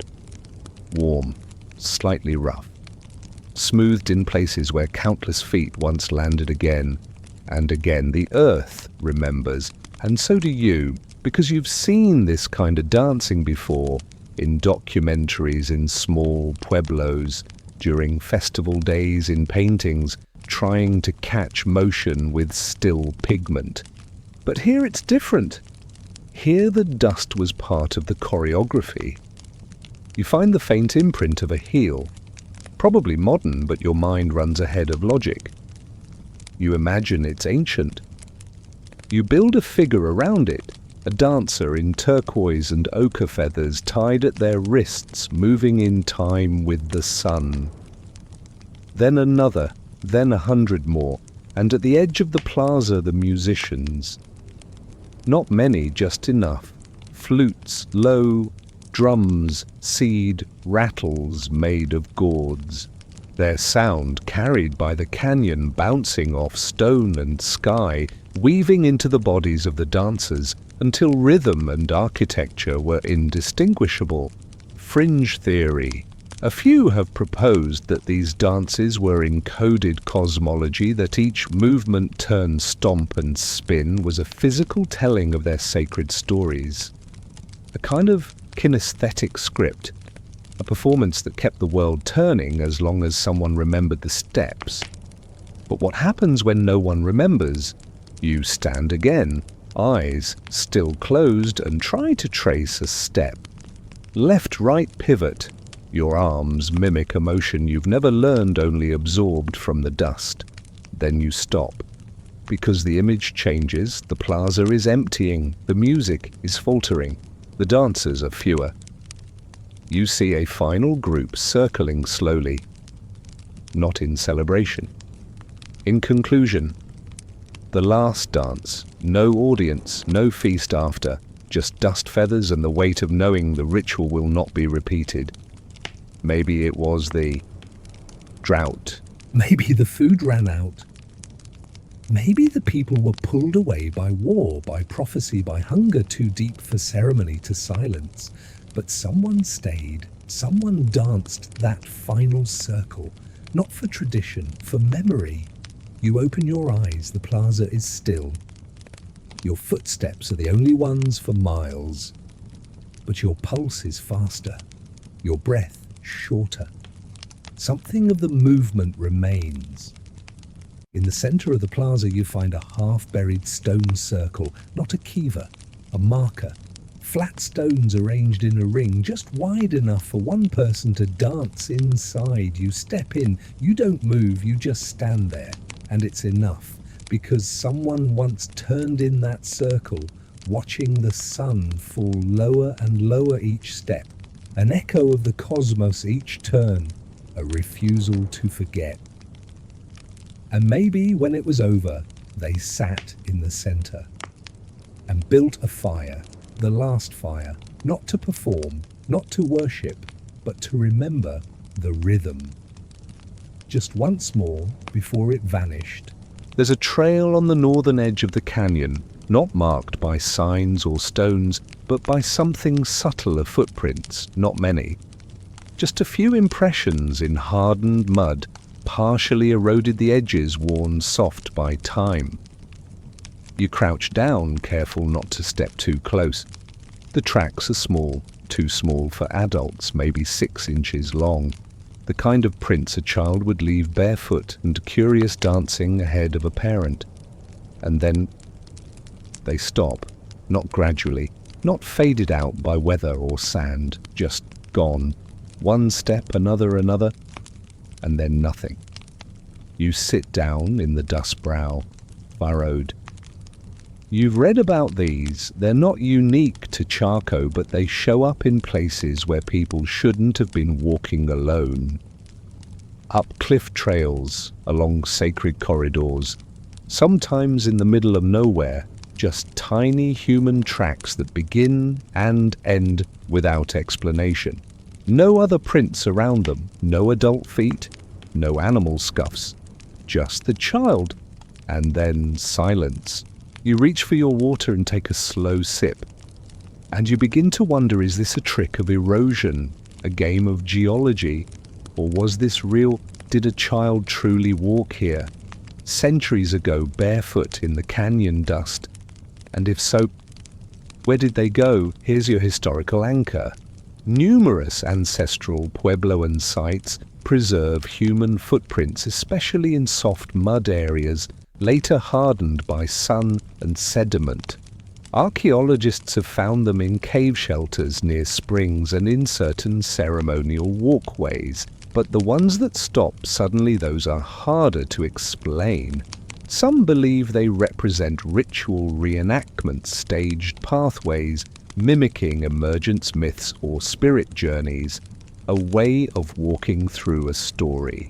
Others think they could be initiation rites where young members of the community walked a particular route alone, leaving footprints as proof of passage.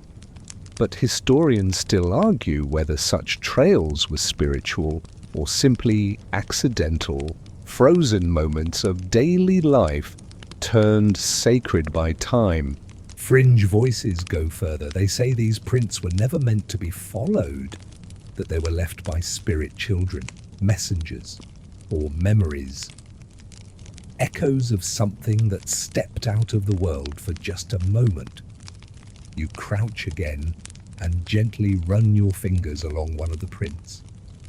It feels too real to dismiss and too quiet to explain. You scan the canyon floor for continuation, hoping for another print just a few feet further. Nothing. Only stone hardened into stillness. You stand and walk the path the child might have taken, imagining their gaze upward toward the cliffs, toward the sky. Did they stop to pick up a feather, a shard of pottery? Did they skip dance or walk slowly, careful not to step on ants? Or did they vanish on purpose? Further up the trail you come to a ledge that overlooks a smaller ruin, perhaps a storage site, perhaps a hidden shrine. Some say these satellite structures were part of Chaco's complex calendar system markers for observing solstices and lunar shifts. You sit on the ledge, the canyon below, yawning wide, and you imagine the child's last steps ending here. Not in tragedy, in transformation. You picture them stepping off the path into something else, something we don't have words for anymore. Maybe that's why the footprints stop, not because they were lost, but because they crossed over. You rise, and in the soft dirt nearby, you press your own bare foot into the ground just once, just to see the shape, the curve of your toes, the weight of your heel. Your print is larger, of course, adult, heavier, but it looks fragile, impermanent. You realize we're always leaving footprints. Some we see, most we don't. We walk through lives, through places, through people, and very little of it stays behind, unless the wind is kind, unless the sun bakes it just right, unless someone like you happens to find it. And maybe the last fire in Chaco wasn't lit for the priests or the stars or the rituals or the feathers or the maps. Maybe it was lit for the child, a light to guide them back or to bless their path forward. You leave your footprint in the earth beside theirs, not to claim the moment, but to witness it. And then, with a breath deeper than you expected, you walk away. Your steps don't echo, not here. They land, then vanish, as they should. The sky feels thinner today, less like a dome and more like a lens. You walk along the southern rim of the canyon where the land stretches out in shallow waves, rolling all the way to the faded horizon. The silence here has changed again. Not solemn, not sacred, just dry. You lick your lips. The air tastes like dust and stone. You tilt your canteen, almost empty. You stop sipping. This is where the great drought debate begins. You look out across the cracked scrubland and try to imagine fields maize beans squash. Gardens tucked between reservoirs and check dams, carefully designed waffle plots capturing every drop of rain. But today all you see is dryness, the kind that doesn't whisper anymore. It creaks. Here's your grounded truth tree ring data, soil samples and sediment studies all point to a major drought beginning in the mid-1100s. Not a dry season, a mega drought. It lasted decades, possibly longer. Crops failed, reservoirs dried, the sun was high and merciless. The gods maybe were silent. It's tempting to treat this like a smoking gun, and many have. They say this is why Chaco fell. A clean answer, neat, satisfying, too satisfying.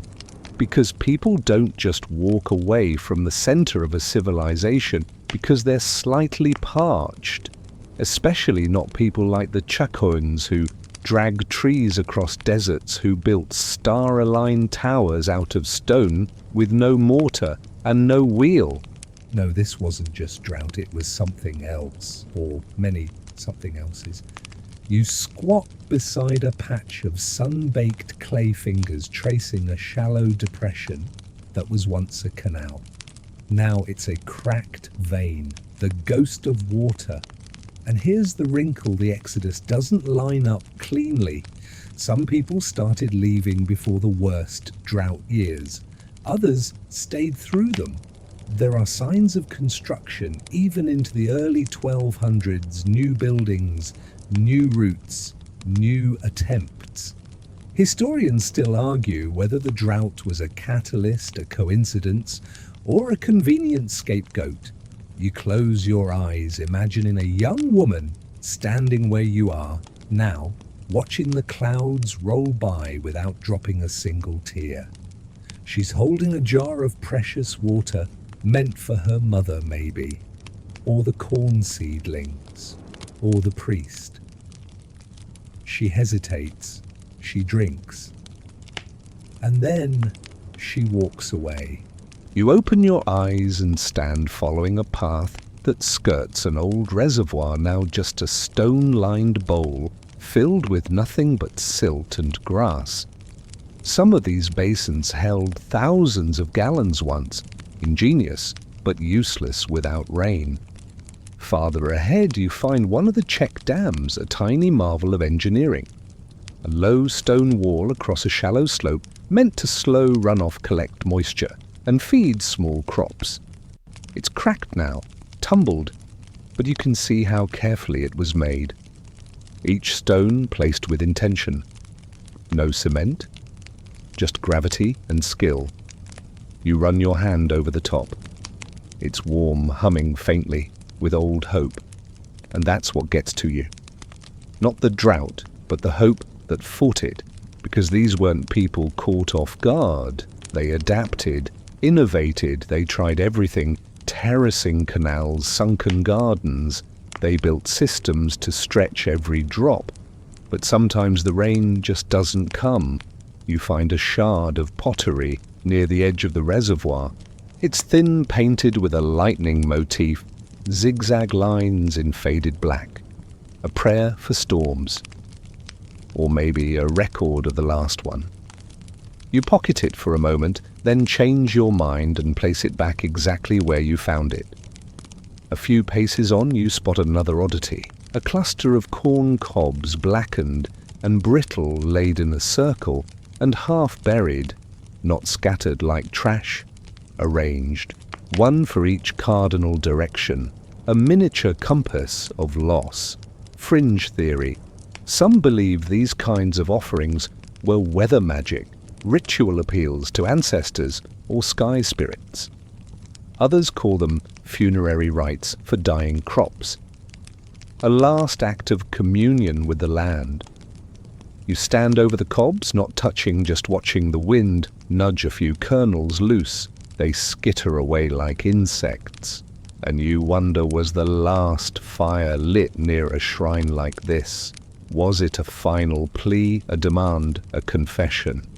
You walk further past wind-worn ridges and tumbleweed, past hawk cries and lizard trails. And you see the edge of the canyon again, the place where stone falls away and sky takes over. There you stop, and you finally allow yourself the thought, what if the Chacones didn't fail? What if leaving was the plan? What if the fire wasn't a funeral pyre, but a signal, a ritual release, a way to close the book? Light the hearth one last time, not out of despair, but out of deep ceremonial acknowledgement. This cycle is done. We built, we danced, we prayed, we stayed. We saw the stars change, we heard the drums fade, we walked, and we left a light for those who would come later.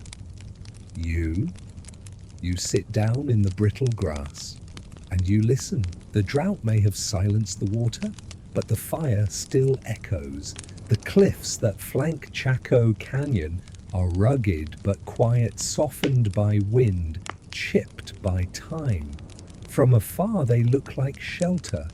From up close they feel like judgment. You're following the side trail now, one that hugs the base of the mesa and winds behind the grand houses away from the visible center. A quiet part of the canyon. The part people forget to visit. And that's where you find the scars. Shallow grooves cut into stone, not natural erosion, not decoration. You reach out and trace the marks, parallel lines, the kind made by stone points or sharp obsidian. And nearby, half buried beneath sun-bleached gravel, the glint of arrowheads. You pick one up, chipped expertly sharp even now. Not ceremonial, not symbolic, weaponized. You stand slowly scanning the cliff face. Just above, in a recessed ledge, you see it, a defensive wall, low and rough, now collapsed in on itself. A place to crouch, to wait, to aim. This wasn't part of any ritual, this was war. Here's your historical foundation. While Chaco Canyon is best known for its ceremonial and trade-based legacy, evidence of conflict has been emerging in recent decades. Arrowheads embedded in walls, burned roof beams, human remains with signs of trauma, blunt force projectile wounds, even cannibalism at nearby sites. Yeah, that escalated. Now, cannibalism is a heavy word, and it's controversial. Some say the signs are overinterpreted. Others insist it reflects a period of intense social breakdown, ritual violence, punishment, power displays. Whatever the case, by the late 1100s, the peaceful image of Chaco was fracturing. And here along the mesa's edge, the story darkens. You walk up toward the ledge and see what would have been a clear line of sight across the canyon. Ideal for lookouts or ambushes. Who were they watching? Enemies from afar, internal factions. Because that's the thing, there's no evidence of invading armies, no foreign weapons, no signs of conquest by outsiders. If this was war, it was war from within, a civil fracture, maybe between priestly lineages or communities resisting central control. Some scholars believe Chaco's elite ruled through ritual and resources, hoarding turquoise, managing food, controlling ceremonies. When the drought came and the stars failed to align just right, maybe that power collapsed. Or maybe it was challenged. You look back toward Pueblo Bonito, just visible through a gap in the cliffs. From here, it doesn't look like a sacred city. It looks vulnerable, exposed. Imagine standing here with a bow in hand, watching torches flicker in the plaza below, knowing you'd once prayed there, but now you aimed from the shadows. It's not hard to picture. You step over another fallen wall. Beneath a flat rock, half sheltered from the elements, lies a skull fragment. Small, a child's perhaps. You don't touch it, but you don't look away either. The break is clean. You sit beside it, the wind tugging gently at your sleeves. Historians still argue whether the violence at Chaco was systemic, isolated, or exaggerated. Some say the signs are overblown. Others say we're only beginning to understand the political complexity beneath the canyon's spiritual veneer. Fringe theorists, of course, have other ideas. One narrative says a secret priesthood controlled the rituals, and when their predictions began to fail, when droughts arrived and stars misbehaved, the people turned on them, burned the sacred sites, smashed the glyphs, dismantled the cosmology itself. Another story, even wilder, claims the elite tried to accelerate prophecy. Sacrifices, altered ceremonies, forbidden knowledge, all in hopes of averting the collapse. And when it didn't work, it all came down in smoke and blood. You sigh and let the silence stretch, because you know this story, don't you? Not the Chacan version, the human version. The way people reach for certainty, build structures, spiritual, political, physical, to hold the unknown at bay. And when those structures fail, they panic, they fight. Sometimes they destroy the very thing that once made them feel safe. You look back to the skull fragment, and you wonder, did the person who lit the last fire witness this unraveling? Did they crouch beside the same walls, flinch at the same sounds? Were they priest or rebel watcher or target? You'll never know. But maybe that last fire wasn't just remembrance. Maybe it was defiance. One last spark in the darkness, not for the gods, not for the ancestors, but for the self, for sanity, for survival. You stand and begin to walk again, not hurried, just present, because this isn't a mystery you can solve, it's one you carry. The war might have ended in silence, but the fire that still speaks. Night falls again, not like a curtain, but like a tide, slow, inevitable, pulling the heat from the canyon stone until every rock and ruin seems to exhale. You find yourself lying on a smooth boulder near the center of the plaza, staring upward, waiting for the sky to speak. And at first it does. Stars bloom across the darkness one by one, cautious and delicate. Then they arrive in waves, thousands. You blink and the sky is crowded. You whisper, there you are, because this is what the people of Chaco watched night after night for centuries. And then they didn't. The disappearing sky is not a metaphor. It's a historical question. Why did the meticulous astronomical tracking that defined Chacan architecture suddenly stop? Here's your grounded truth. Many structures at Chaco Canyon, especially the grand Kivas and great houses, are aligned with astonishing precision to solar and lunar events. The sun dagger atop Fajada Butte marked solstices. Buildings tracked the 18.6-year lunar standstill cycle, aligning windows and walls to the moon's rarest movements. It was a civilization obsessed with celestial order. But sometime after the early 1100s, the alignments vanish. No more buildings with solar windows, no new spiral glyphs, no adjustments to mark the next cycle, just silence. And that's the mystery. Did the sky change, or did the people simply stop watching you squint upward, Tonight, the moon is low on the horizon, slung like a gold pendant just above the ridgeline.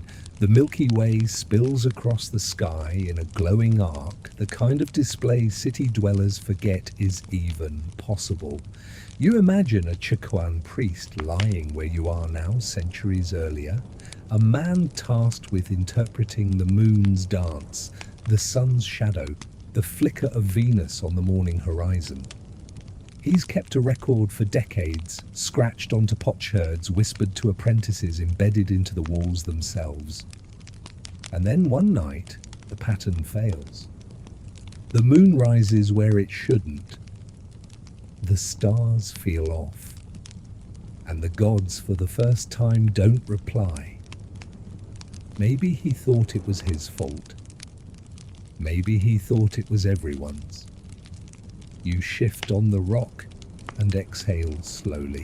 Historians still argue whether the end of sky watching in Chaco was caused by political collapse, religious upheaval, or the gradual erosion of belief in a system that no longer delivered what it promised. Some say the elite lost their grip on power, that when the moon didn't rise right, the people stopped gathering, that when crops failed and shadows misaligned, the divine order fractured, and so did everything else. Others think the observers left on purpose, that their knowledge became dangerous, that they sealed it away and walked into the darkness rather than misuse it. And here's a fringe idea, beautiful, poetic, a little ridiculous, that the people of Chaco didn't abandon the stars. They followed them. That the fire wasn't a farewell but a beacon, a reply to some celestial summons. They saw something in the sky and they went. You smile despite yourself, because even if it's nonsense, it feels true. You sit up slowly. The wind shifts, carrying the dry scent of sage and stone. Somewhere far off, an owl calls. You begin walking, not with a destination, but with a question. How do you know when the sky stops speaking, and what do you do afterward? You cross a plaza, washed in moonlight, and enter a narrow passage between two buildings. Inside one room, you find an open roof, the stars framed perfectly by stone. A night observatory, a sacred telescope. In the center of the floor is a circle of ash. A fire once burned here. You kneel beside it. Maybe the last watcher stood here wrapped in silence, eyes tilted skyward. Maybe they waited for the moon to rise in its appointed place. Maybe it didn't. Maybe it did, and they realized it no longer mattered. Maybe they lit the fire to mark the ending of a calendar. A cosmic punctuation. You press your palm into the ash. It crumbles into your skin, fine and dark. The fire's gone, but the sky is still here. And so are you. Maybe the stars didn't vanish. Maybe they just stopped needing an audience. Or maybe, just maybe, they're waiting for someone to look up again. You step into the center of the room and lie down beneath the open roof. You let the sky be your ceiling, and you do not ask for answers. You only listen. You wake to the sound of wind brushing the canyon walls like a breath held too long. Dawn creeps in, slowly pinking the sky and setting the stone aglow. There's a softness to the light now, a quietness not of endings but of pause. You gather your things. Today you're looking for someone. Or something. A face carved in stone, a guardian with no name. You've heard rumors. From dusty pamphlets, from rangers who speak more in shrugs than in facts, from an old hiker who once said, "He's up there, you'll know when you see him," so you climb. The ridge is steep, lined with broken shale that shifts underfoot, but something pulls you upward, not curiosity exactly, not fear, just the same tug that led people to carve spirals on cliff faces and doorways through rock. You crest a slope and catch your breath. There it is, staring out from a smooth stone wall half in shadow, a carved face. Rough, angular, unmistakable. Eyes wide, mouth closed, brow furrowed in a way that's either deep focus or eternal disappointment. You whisper, "Well, hello," it doesn't reply, but it doesn't look away either. The carving is old, weather-worn, not as crisp as other glyphs, but the proportions are too specific to be natural. This wasn't erosion. Someone made this, and no one knows who. Here's your grounded detail among the thousands of petroglyphs across the American Southwest. Most are symbolic spirals, animal figures, celestial patterns. Human faces are rare. In Chaco Canyon, almost non-existent. Except this one. He has no accompanying glyphs, no animals, no spirals, no known match in oral tradition. He is singular, and he is watching.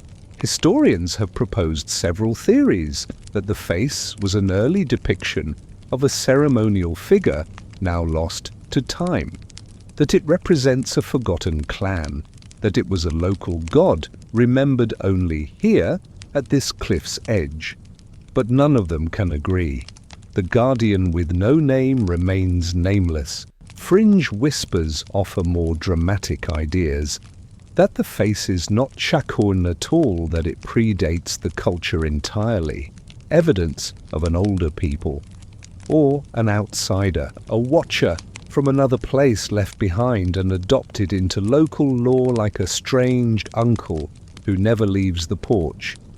One theory ties him to star worship, claiming the face aligns with a specific constellation only visible during the lunar standstill, that he was meant to observe the moon's rise, to ensure it behaved. Others see a warning, a curse, an exile carved into stone, forced to witness the collapse of the world he once helped shape. You step closer. The eyes are hollowed just enough to catch shadows. The mouth is neutral, not smiling, not frowning, just closed, firmly, as though he knows something and refuses to say it. You sit at the base of the wall and wait. The wind rustles, a lizard darts past. You stare up at the face until your eyes adjust to the lines of the rock.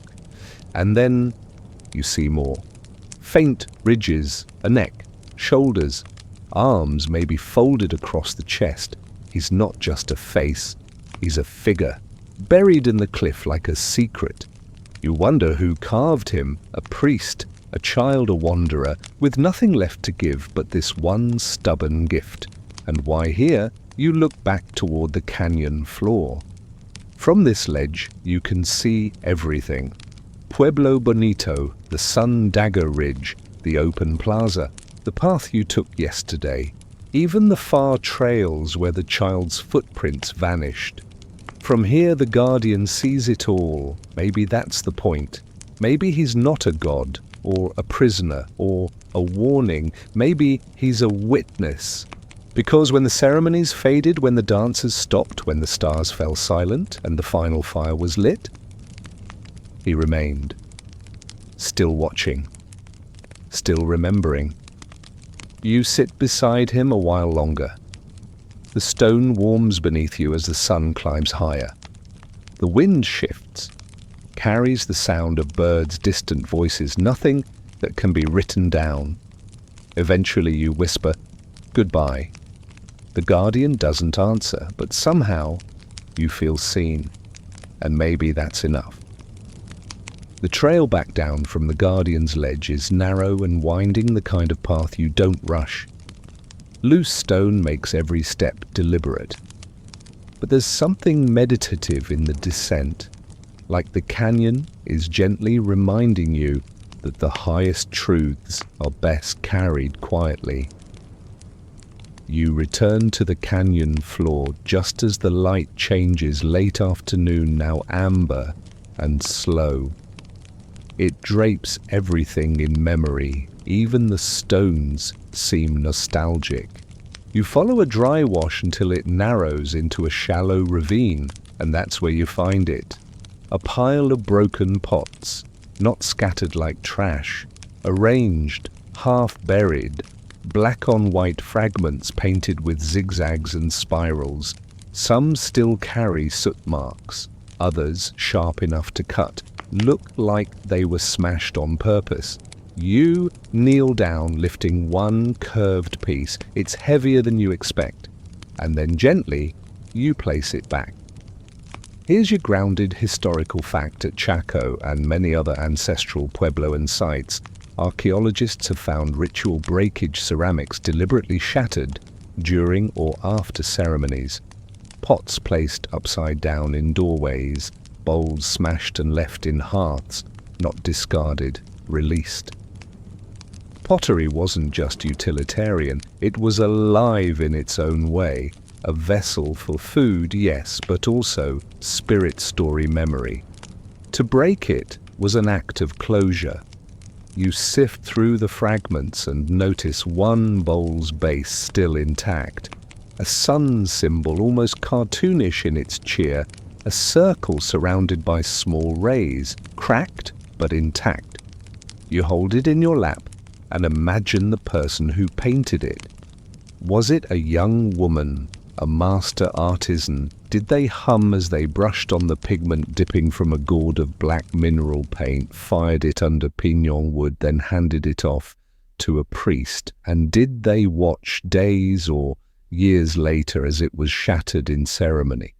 That's the open debate. Were these pots broken to release the spirit within, to mark a passage, or to send something into the next world?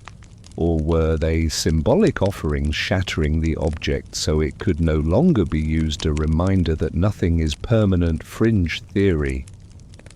Some believe the broken pottery was part of a language, a code, that the placement color and fracture patterns told a story only the initiated could read, that this pile you now sit beside is not trash, but a book. You look closer.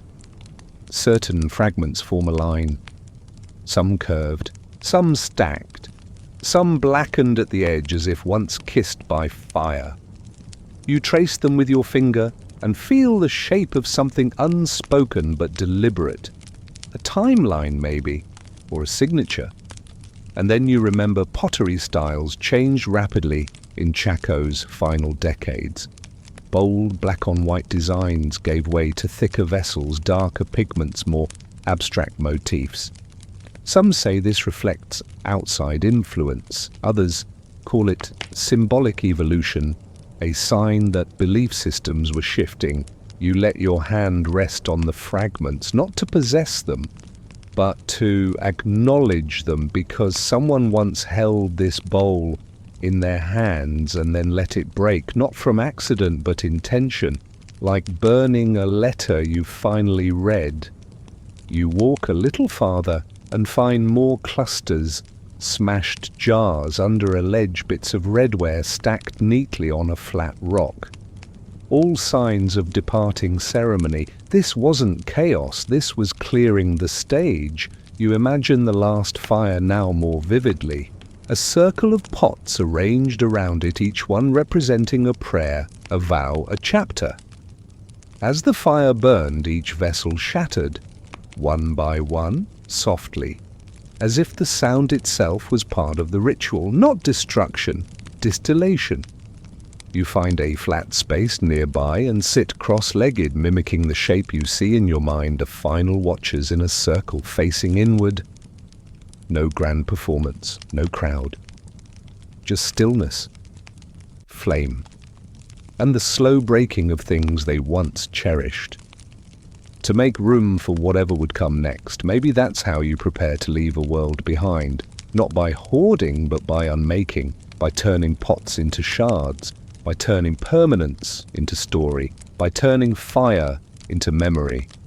The sun begins to dip behind the mesa, and for a moment you swear you hear it, a pot breaking in the distance, echoing softly like a heartbeat. Evening again. The light bleeds copper down the canyon walls, catching in every groove and crack like molten metal poured by unseen hands. You walk without speaking now. Even the part of your brain that whispers questions has grown quiet. And in this hush you find something new, or rather, something old. You turn a corner in the canyon floor, and there it is, a spiral carved deep into a vertical stone face. Not large, not flashy, just a single coiled line curling inward like a fingerprint. You stop, you already know what this is, but this one feels different.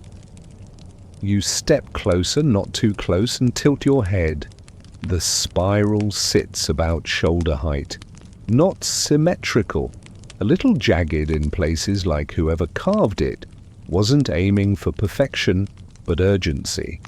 The sun catches it briefly, casting a shadow along the groove, and suddenly it pulses just for a moment, like it's moving. Here's your grounded fact spirals appear across Chaco Canyon and the greater southwest, often near sacred sites, Kivas, or atop mesas.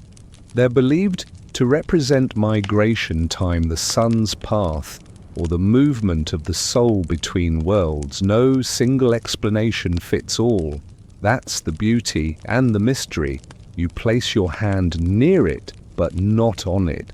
It doesn't feel like a message. It feels like a map. Not the kind that takes you somewhere, the kind that shows you where you've been. Every loop an era, every curve a decision, every turn inward a narrowing of focus, of population, of hope.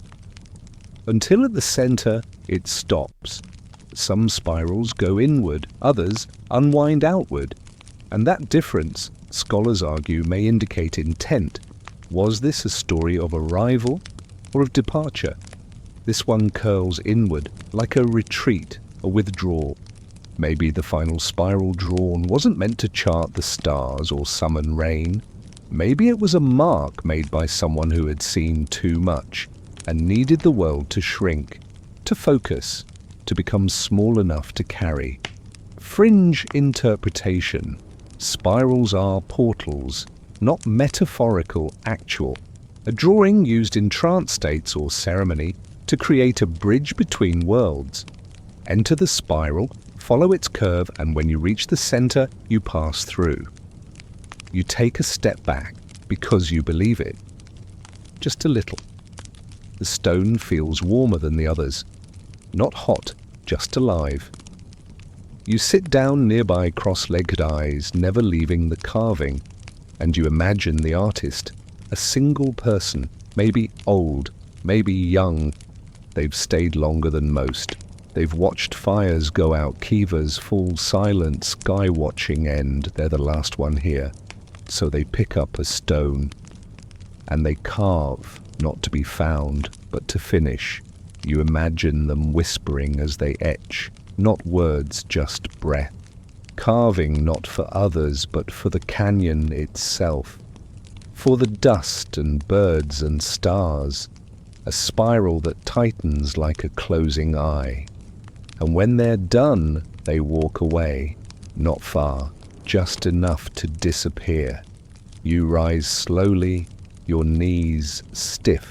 The spiral catches the last beam of sun glowing like something freshly painted. You look away, and it lingers in your mind like an afterimage. A symbol that says, this happened. We were here. We circled and danced and built and watched. And when it ended, we turned inward, not in fear, in faith, that someone would come one day, kneel at the stone, and understand. You take one last look, then continue walking the spiral, still turning behind your eyes, loop by loop by loop. As twilight thickens and the first stars blink into being, you find yourself drawn back toward the edges of Chaco's known world, not the grand plazas or towering walls, but the periphery. The places where form gives way to mystery, where the stones stop whispering instructions and start asking questions. That's when you see it. A road, or rather, what's left of one.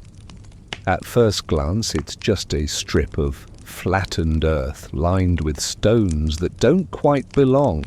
But as you walk along its length, you notice the symmetry, the eerie straightness. It cuts across the land like a scar. You step onto it and begin to follow.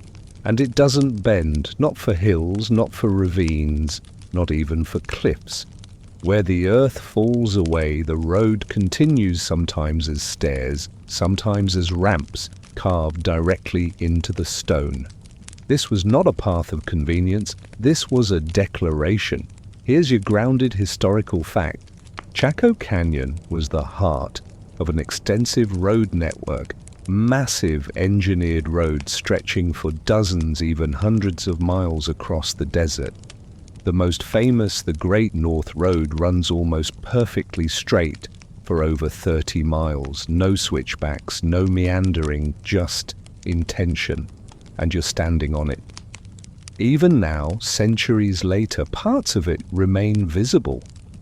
Parallel berms, gravel foundations, low walls. Archaeologists have traced the routes with satellite imagery. These weren't footpaths, these were ceremonial highways. You walk a few hundred yards. The sky darkens overhead. The road is wide enough for two people to walk side by side, maybe more. You imagine a procession, torchbearers, drummers, runners in painted cloaks, all moving north, always north. But toward what? There's the mystery. The Great North Road leads nowhere, not to another city, not to a water source, not even to fertile land. It ends in a series of symbolic structures, low mounds, shrines and markers. Scholars still argue whether these were ceremonial waypoints, burial platforms or sites for skywatching, but the road doesn't care. It just goes, and that perhaps is the point. Fringe interpretations suggest the road was a psychogeographic tool, a ritual spine meant to orient the people physically, spiritually, and cosmically. Some say it mirrors the Milky Way, guiding souls to the afterlife. Others argue it traces an ancient migration route linking Chaco to distant homelands. One theory proposes that each step along the road was part of a ritual reenactment, a walking prayer, a pilgrimage, a sacred reenactment of the emergence from previous worlds. You stop and sit cross-legged on the road, just to feel it beneath you. The packed gravel is cool. The wind drags its fingers across your shoulders. You look up. The Milky Way is directly overhead, arching in perfect tandem with the road's path. You're not imagining it. Someone built this to match the stars. And here's the wildest thought of all. Maybe the road wasn't for the living at all. Maybe it was for the dead. A funerary route, a cosmic launch pad. When a great priest or astronomer passed, their spirit was carried along this road, escorted by fire and chant, to the place where sky and earth touch, where memory becomes starlight. You shiver, though the night is warm. And you wonder, was the last fire lit beside this road? Was it a beacon, a farewell, or the first step in a journey no one dared follow? You rise and keep walking. The road continues beneath your feet, stubborn and silent. Ahead, the land begins to drop into a shallow arroyo, and yet the road continues, its stones dipping neatly into the dip, then rising again on the other side. You pause at the edge. In the center of the arroyo lies a circle of charred stone, half buried, forgotten, but real. You crouch beside it and place your hand on the cold ash. It's old, but someone burned something here. Maybe wood, maybe memory, maybe themselves, not as sacrifice, as signal. You sit on the road a while longer, watching the stars spin slowly above you. And for a moment the road doesn't feel abandoned. It feels paused, as if it's waiting for someone to take the next step. someone like you, morning again. Not bright, but golden, the kind of light that doesn't demand, just invites. You're walking along the outer edge of the canyon now, near the rim of a shallow ravine where the sagebrush grows in shaggy patches and the wind carries the scent of juniper and thyme. And here, carved into a sun-baked slope, you find something unexpected. A story wall, not official, not labelled, but unmistakable stone panels etched with figures, animals, symbols, some clear, others faint, all arranged in deliberate rows like chapters from a book no one remembers how to read. You brush off a thin layer of sand from one of the carvings, a line of footprints, human and deer, leading toward a spiral. Above them, a stick figure with a large eye and what looks like wings. You blink, an angel, a bird spirit, a traveler between worlds. You lean closer. The detail is subtle but layered. One petroglyph overlaps another. Some figures are scratched with force, others lightly traced as if someone only half believed they were supposed to mark them. Here's your historical truth across Chaco Canyon and the Southwest. Petroglyphs and pictographs preserve oral traditions in stone. They served as memory aids, ritual markers, even teaching tools. But they weren't meant for everyone to read. They're not literal, they're relational, which is why scholars still argue whether specific carvings represent myths, astronomical events, migrations, or all three at once. You step back and view the wall as a whole, and it tells a kind of story. A beginning at the far left, a cluster of spirals and animals, a middle full of human figures in procession, and an end where the lines break apart, fragmenting into shapes you can't decipher. Like the story was interrupted, or abandoned, or maybe completed. You imagine the person who carved that final figure.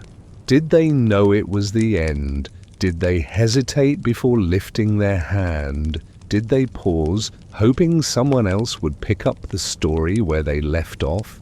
You press your fingers into one of the older grooves smoothed by sun and wind, worn from 1,000 years of silence.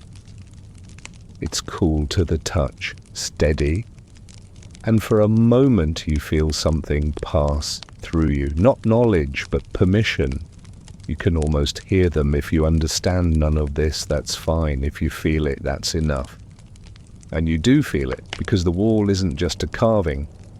It's a final performance. No drums, no audience, just a few last strokes, etched into permanence, saying, this was us. We walked, we danced, we dreamed, we feared. And when it was time to go, we left a record, not a map, not a diary, just fragments, so you wouldn't feel alone when you got here. Fringe interpretation. Some believe the final glyphs in Chaco record a prophecy, a warning of the coming collapse, or a vision of rebirth. That the spirals breaking apart symbolize the rupture of time. That the winged figure isn't just spirit, but a sign of return. Not necessarily theirs, yours.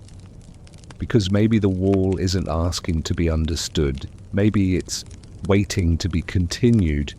You sit before the story wall and draw a small circle in the dust beside you. Just a fingertip sketch. A spiral that winds outward this time, not in. The opposite of the one from before. A reply, then you brush it away. Because the wall doesn't need additions, just attention. And so you give it that. You sit with the stories you don't understand. You let them echo quietly through your bones, and then you rise. Not with answers, but with a new kind of question. One not about the past, but about what you'll leave behind when you walk away. You return to the center of Chaco in the late afternoon, following no path in particular. The wind has quieted, and even the insects seem to hum at a lower frequency. The air feels slow, like the whole canyon holding its breath. You pass through crumbling doorways, their edges smoothed by centuries of sun and soft feet. Some still have that strange precision, the T-shaped entrances favored by the Chacans, possibly symbolic, possibly just aesthetic.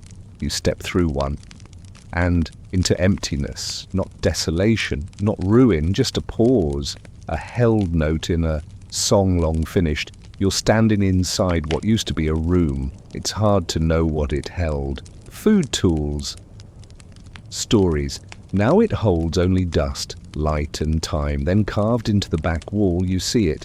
A handprint, clear, deliberate, pressed deep into plaster with purpose. It's small. A child's probably. Maybe a young teen. It's surrounded by faint paint streaks, traces of red and black, long faded but still clinging. You place your hand nearby, not touching, just close. Their fingers are shorter, the palm narrower. You feel an ache behind your ribs, not sorrow, something softer. Recognition. Here's your grounded historical truth. Handprints appear throughout ancestral Puebloan sites, not just in Chaco, but in cliff dwellings, rock shelters, and ceremonial chambers across the southwest. Some are painted, others impressed into wet plaster. They often appear in groups, families, lineages, apprenticeships, but sometimes just one. A solitary imprint. Historians still argue whether these were ownership marks, ritual signatures, or symbolic acts like saying, "I was here," not out of ego, but out of reverence. You crouch and imagine the moment, a child dipping their hand in mineral pigment, laughing maybe, or deadly serious, pressing their palm into the wall as a kind of vow, a promise to remember, or to be remembered. Then walking away. Maybe they never returned to this room. Maybe this was their goodbye. And maybe the fire was for them. You sit against the opposite wall, staring at the print. The light slants in through a high vent, perfectly aligned with sunset. Another architectural flourish that whispers ritual, not randomness. And just then the sun touches the edge of the handprint. It glows, only for a second, but long enough. You draw your knees to your chest and think about your own childhood handprints on fogged glass, wet concrete kitchen floor. All gone now, all absorbed into time, unless someone looks. You stand and step into the next room. Another, and another. And there, in a cracked section of the wall, is a series of handprints, different sizes overlapping, as if each person added theirs in sequence years apart. A family, a line of priests, a succession of those who kept the stories. Some are barely visible now, others still stark. You wonder if this was part of a ritual, a coming of age, a final departure, or simply a moment of shared humanity. Fringe theory. Some believe these handprints mark the soul's tether, that each print was a way to tie the self to the stone. A spiritual fingerprint allowing part of you to remain even after your body had moved on. You trace a few in the air, your hand hovering just above the plaster. And then you pause, because in one print you notice something different. A thumb bent oddly inward, not an error, a deformity, or a gesture, a signal. You press your own thumb inward to match it. It's awkward, a little uncomfortable, but it fits, like a key, and just then you feel it again, that same quiet pull. The sense that this print isn't meant to be interpreted, just witnessed. You whisper, "I see you," and the room exhales, not literally, But the dust settles, the warmth rises, and you feel a little more present, like the canyon's memory made room for you just for a moment. You step back into the doorway. The light is fading now. You glance over your shoulder. The handprint is fading too, but it's still there. And maybe for now that's enough. You sleep under the stars that night, no tent, no walls, just you and a sky, so thick with starlight it feels like it might press gently against your chest. The Milky Way spills overhead, the old river of souls curling quietly from horizon to horizon. You fall asleep thinking of spirals and roads and fading handprints. And when you wake just before dawn, you know where you need to go. The Kiva. Not a reconstructed one. Not a fenced-off tourist ruin with interpretive signage and railings. No, you're searching for a collapsed Kiva, one of the forgotten ones. Half buried, half ignored. You follow instinct more than trail, guided by a vague memory of a sunken ring you glimpsed 2 days ago near a scatter of stones that looked too purposeful to be natural. You find it just as the first gold touches the canyon rim. It's collapsed, yes, but not ruined. The circular depression is still intact, rimmed by flat stones and ringed by weeds. The entry tunnel is blocked, but the shape is unmistakable. You climb down gently, your boots crunching against pebbles and silence, and you sit in the center, right where the fire would have been.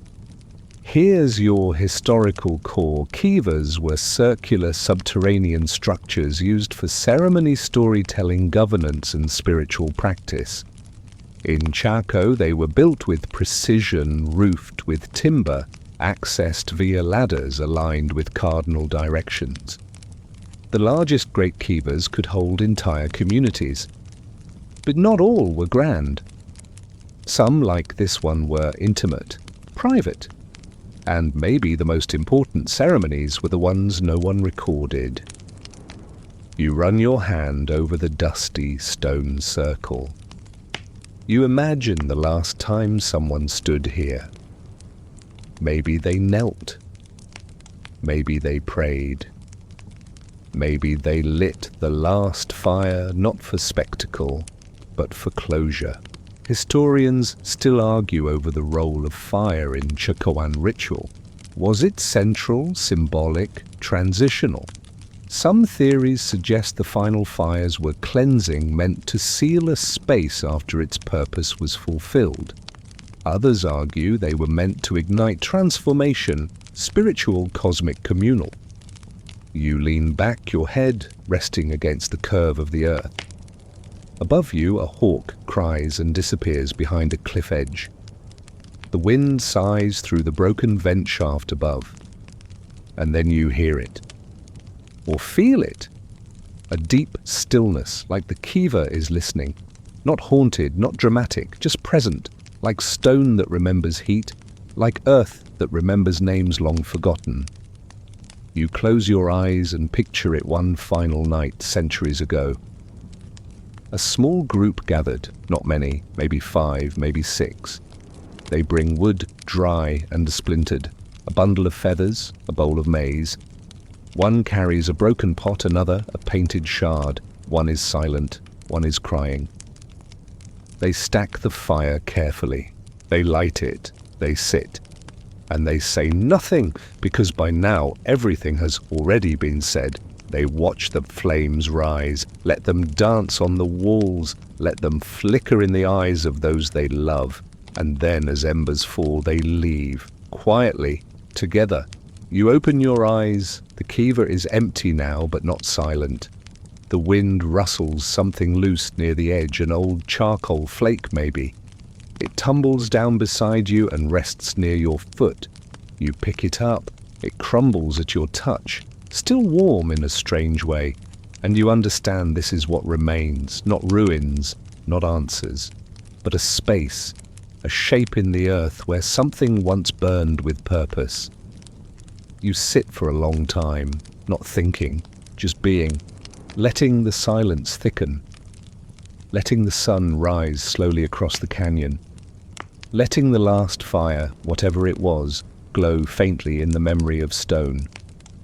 Eventually, you climb out of the kiva, not to escape, but to carry it with you, not as a story. As a whisper, because some fires don't end, they simmer. The day grows long and amber, as if time itself has begun to stretch out languid and low like a cat basking in warmth. You move slower now, not out of fatigue, but reverence. You've stopped trying to solve the mystery. Now you're simply letting it breathe. You find yourself walking beside a dry arroyo, its bed strewn with smooth stones and the occasional stubborn cottonwood clinging to life. You pause beneath one of these trees, its twisted trunk casting a thin, dappled shadow. And there beneath the roots, barely visible, something carved into stone. Not a spiral, not a glyph, a foot, not a print. A carving of a foot, full size, etched deeply into a flat slab of sandstone. It's oddly perfect. 5 toes, an arch. Even the ball of the heel, you crouch beside it. It feels less like a message and more like a presence. Here's your historical fact. Petrosomata carved representations of feet, hands, or full human figures exist across ancient cultures, but are relatively rare in the Southwest. When they appear, they're often interpreted as spiritual footprints, markers of pilgrimage, or signs of divine presence. But this one, it's different. It's alone, and it's facing north, directly along the line of the Great North Road. You press your own foot beside it, close but not touching. Yours is wider, calloused, dusty, real. The carved one is delicate, idealized, not an imprint, a symbol, a declaration, fringe theory. Some claim these carvings were departure signatures left by spiritual leaders or individuals preparing for cosmic transition. Not just a record of having walked here, but a permission slip to step beyond. You sit down beside the stone foot and look ahead. Nothing but scrubland cliffs and sky. But in your mind, a road stretches onward. Not visible, but known. You imagine the person who carved this foot. Maybe it was the same one who drew the spiral, the one who lit the fire, the one who placed the last pot beside the hearth. Maybe not. Maybe this was someone else entirely. The last one. The one who stayed behind after everyone else had gone sweeping the floors one last time, setting the doors just so, brushing the altar clean with careful fingers. And then barefoot, they walked north, until the road ended. And in that last moment, when the horizon was too wide and the sky too full, they turned and carved this foot into stone to say, I was here, I left, I remember. You lie down beside the carving, letting your head rest on folded arms. Above you, vultures circle, lazy and unbothered. The cottonwood rustles overhead. Insects buzz with the resignation of those who've lived 100 lives in a single season. You close your eyes and see the foot again. Not just the shape, but the act, the choice to leave, to stay, to mark. Because maybe the last fire wasn't about illuminating something. Maybe it was about softening the darkness just enough to allow one more footstep forward. You open your eyes and rise. The sun is beginning its descent. The light is turning syrupy and thick gold sliding into bronze. You walk back along the arroyo, and for a while you think about your own trail, not footprints in the dust, but the way your life carves itself quietly into the places you've been. The conversations you've left behind like pottery shards. The silence you've carried like embers. And now maybe you understand Chaco's greatest message. that not every civilization ends with thunder. Some simply set a fire, mark the stone, and walk away. You're back in the heart of Chaco now, but it feels different. Not because the place has changed, because you have. The stone's still here. The silence still hums. The wind still winds its slow fingers through the doorways and across the plazas. But you no longer feel like a visitor. You feel like someone being slowly remembered. You find yourself drawn to the plaza of Pueblo Bonito, the great house, the crown jewel, the one whose name means beautiful town. From above it, once resembled a D, curved and clever, over 600 rooms, dozens of kivas, a multi-story marvel built from tens of thousands of sandstone blocks. Here's your historical truth. Pueblo Bonito was likely the ceremonial and political core of Chacoan life. Constructed in stages beginning around 850 CE, it was expanded over centuries. Some of its rooms may never have been lived in, some seem built for ritual storage or to echo celestial alignments. It's a monument not to chaos but to intention. You step through what was once a main corridor. The doorway is low and you duck instinctively. Inside, the temperature dips. The stone walls breathe coolness and your footsteps hush against the compacted earth. There's a peace here that doesn't beg to be noticed. And in the center of this massive shell of memory lies something small, a circle of stones, no larger than a basket's base. It might have been a hearth, or a marker, or nothing, but in this moment it feels like everything. You kneel beside it. Place your fingers on the outermost rock. They're smooth rounded, not by tool, but by time. And suddenly you see it again, that final fire. Small, precise, lit not to warm but to honor. One last blaze in a house that once echoed with hundreds of feet, thousands of voices, the sound of drums, the laughter of children, the whispers of sky watchers. A fire lit not for spectacle, but to close a door. Historians still argue whether Chaco was ever truly abandoned. There's no mass grave, no signs of battle in Bonito. Some rooms were sealed carefully, others were left open as if awaiting return. Maybe they didn't flee, maybe they finished. One fringe theory suggests that the departure from Chaco was predetermined, an epoch marked by celestial signs, that the people didn't fail to hold the center. They simply obeyed a cycle bigger than themselves, and when the signs aligned, they extinguished the torches, lit one last flame, and moved on. You sit cross-legged before the stone circle, letting the shadows lengthen across the walls. There are no interpretive plaques here, no barriers, no velvet ropes, just you and the ghosts. But they don't feel sad, they feel complete. It hits you gently. Maybe Chaco didn't die, maybe it breathed out. You close your eyes and try to imagine the very last person inside Pueblo Bonito. What did they carry? What did they leave? Did they pause before exiting that final door? Did they turn back for one last glance? Or did they simply walk, light-footed, steady, trusting that the stone would remember for them? You open your eyes. And there, in a sliver of sunlight piercing the east wall, you see it, a curl of soot, just a faint trace above the hearthstone. Proof of flame, not recently, but once. It's enough. You rise, brush the dust from your knees and walk slowly through the plaza. You pass doorways like punctuation marks, windows like half-spoken words.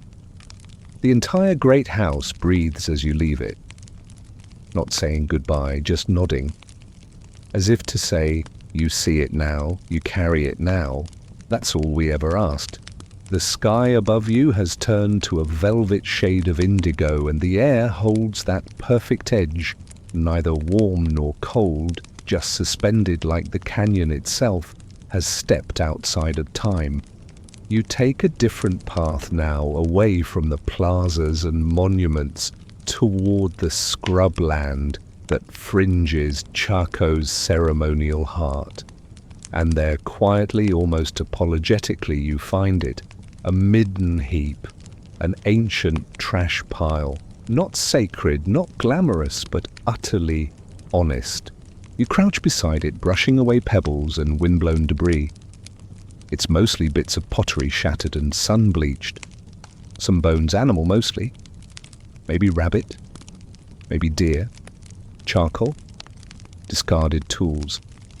An old grinding stone so worn it looks like a cupped hand fossilized in basalt. You exhale softly, because this is the final unvarnished truth. We are what we leave behind. And sometimes what we leave behind is a mess. Here's your historical fact. Midden heaps are gold mines of data. Archaeologists have pulled entire timelines out of these piles, pottery styles, diet shifts, ritual feasting evidence, changes in tool use. Their records not written with ink or chisel, but with habit and hunger. And yet standing here it feels intimate. You imagine a woman tossing a broken pot onto the heap. Not out of ritual, just practicality. A child discarding a chewed bone. A man scraping the last burned corn from a bowl before adding it to the pile. Daily life, and just like that you feel close to them. Not the priests, not the planners, the people. Because Chaco wasn't just a temple, it was a home. People laughed here, argued, coughed through smoke, whispered over shared meals, dreamed odd dreams, built things that outlived them by centuries. And sometimes when they dropped something, they didn't look back. The wind picks up and stirs the edge of the heap. A broken pot rim shifts slightly, revealing a painted design underneath a pair of concentric circles. You lift it gently. It's part of a bowl once elegant, now broken, but beautiful still. You turn it over, half expecting initials, or a name, or a plea. There's nothing, just time. Historians still debate how many people truly lived here year-round. Some argue Chaco was more ceremonial than residential, a place people gathered to become something larger than themselves. Others insist a permanent population remained serving as caretakers of the cosmos night after night, season after season. But nobody disputes this. Someone had to take out the trash. Fringe theory. A few has claimed that Midden heaps held their own ritual logic, that certain materials were placed together, purposefully arranged like altars in reverse. The remains of ceremonies, not the remnants of meals, a sacred scatter. You sit down beside the heap and smile. Because whether sacred or mundane, curated or chaotic, it tells a story. And it tells it honestly, not of greatness, but of grit. You close your eyes and hear the faintest sounds, grinding stones, the snap of firewood, footsteps in sand, not grand, not loud, just real. You open your eyes again and the stars have thickened. You're on the edge of the known. The quiet boundary between architecture and desert, between memory and myth. And here, surrounded by fragments, you feel whole.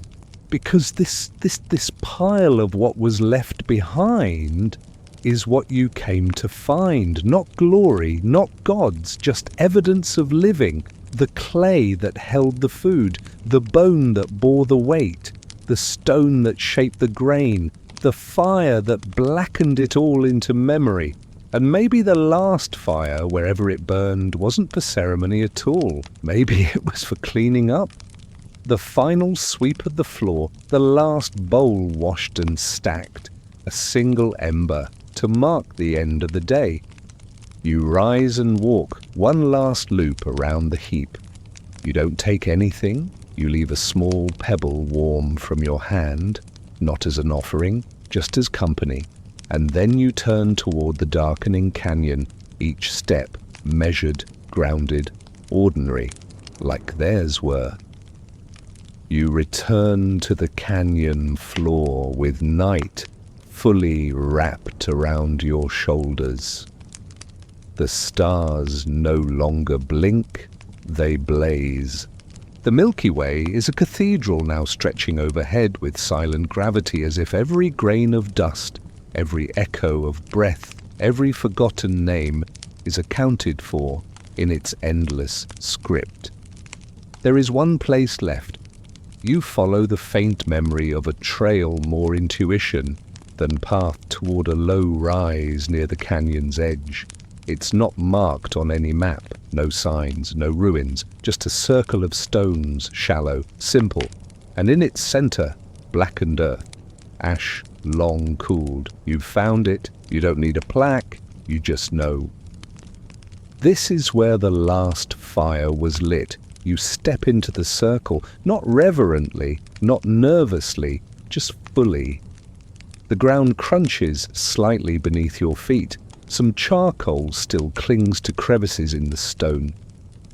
Moonlight catches it just right, and the ash flickers faintly like memory made visible.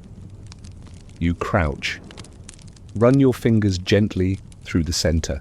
The soot breaks like silk, no heat, no flame, just the residue of something that mattered deeply once. Here's your historical fact. Final fires have been discovered at multiple Chaco sites. Abandoned hearths, sealed kivas, ceremonial pits filled with ash, and broken artifacts. None are identical, but many suggest closure, not destruction, not haste, just completion. Historians still debate whether this final fire was part of a mass farewell ceremony or simply the last act of one soul unwilling to let silence fall without a flicker of warmth. Fringe theory. Some believe the last fire was lit in defiance, a symbolic gesture to the stars, to the failing rains, to the fraying social bonds. A final reminder that even as everything fell apart, someone still knew how to make a spark. You sit beside the fire ring, knees drawn in, breath slowing. You try to picture it, not the end of a civilization, but the end of a single night. The wind whispering, the logs crackling. A figure sitting just as you are now. They light the fire with practiced ease, not expecting answers, not needing them. Just honoring the act itself. A final warmth, a final light. You close your eyes, and you see it. They're humming softly. Maybe a song taught by a grandmother. Maybe just nonsense to fill the air. They feed the fire slowly, carefully, like it's the last child left in the canyon. The flames rise, casting shadows against the rocks, and when it burns low, when the stars are the only things that glow, they lie down beside it. Let the embers breathe, and let the dark begin. You open your eyes, and in the wind-stirred ash you swear you see a spiral, not carved, just formed, by time, by memory, by accident, or by something more. You don't touch it, you just watch.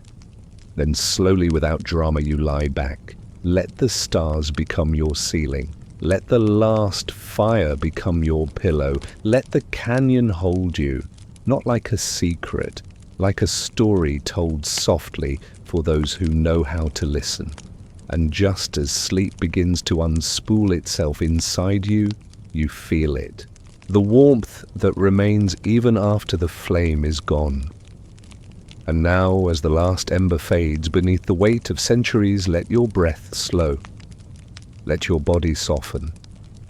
Let your thoughts drift like desert smoke, curling upward, dissolving into the dark. You've walked the canyon. You've stepped through shadowed doorways, sat in the echo of forgotten prayers, listened to the language of stone. You've felt the hush where memory sleeps, and the hush just beyond that where meaning rests.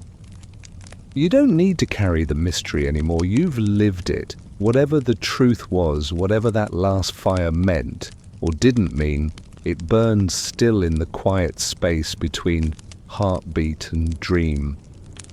So let your limbs grow heavy now, like Kiva walls sunk deep into the earth.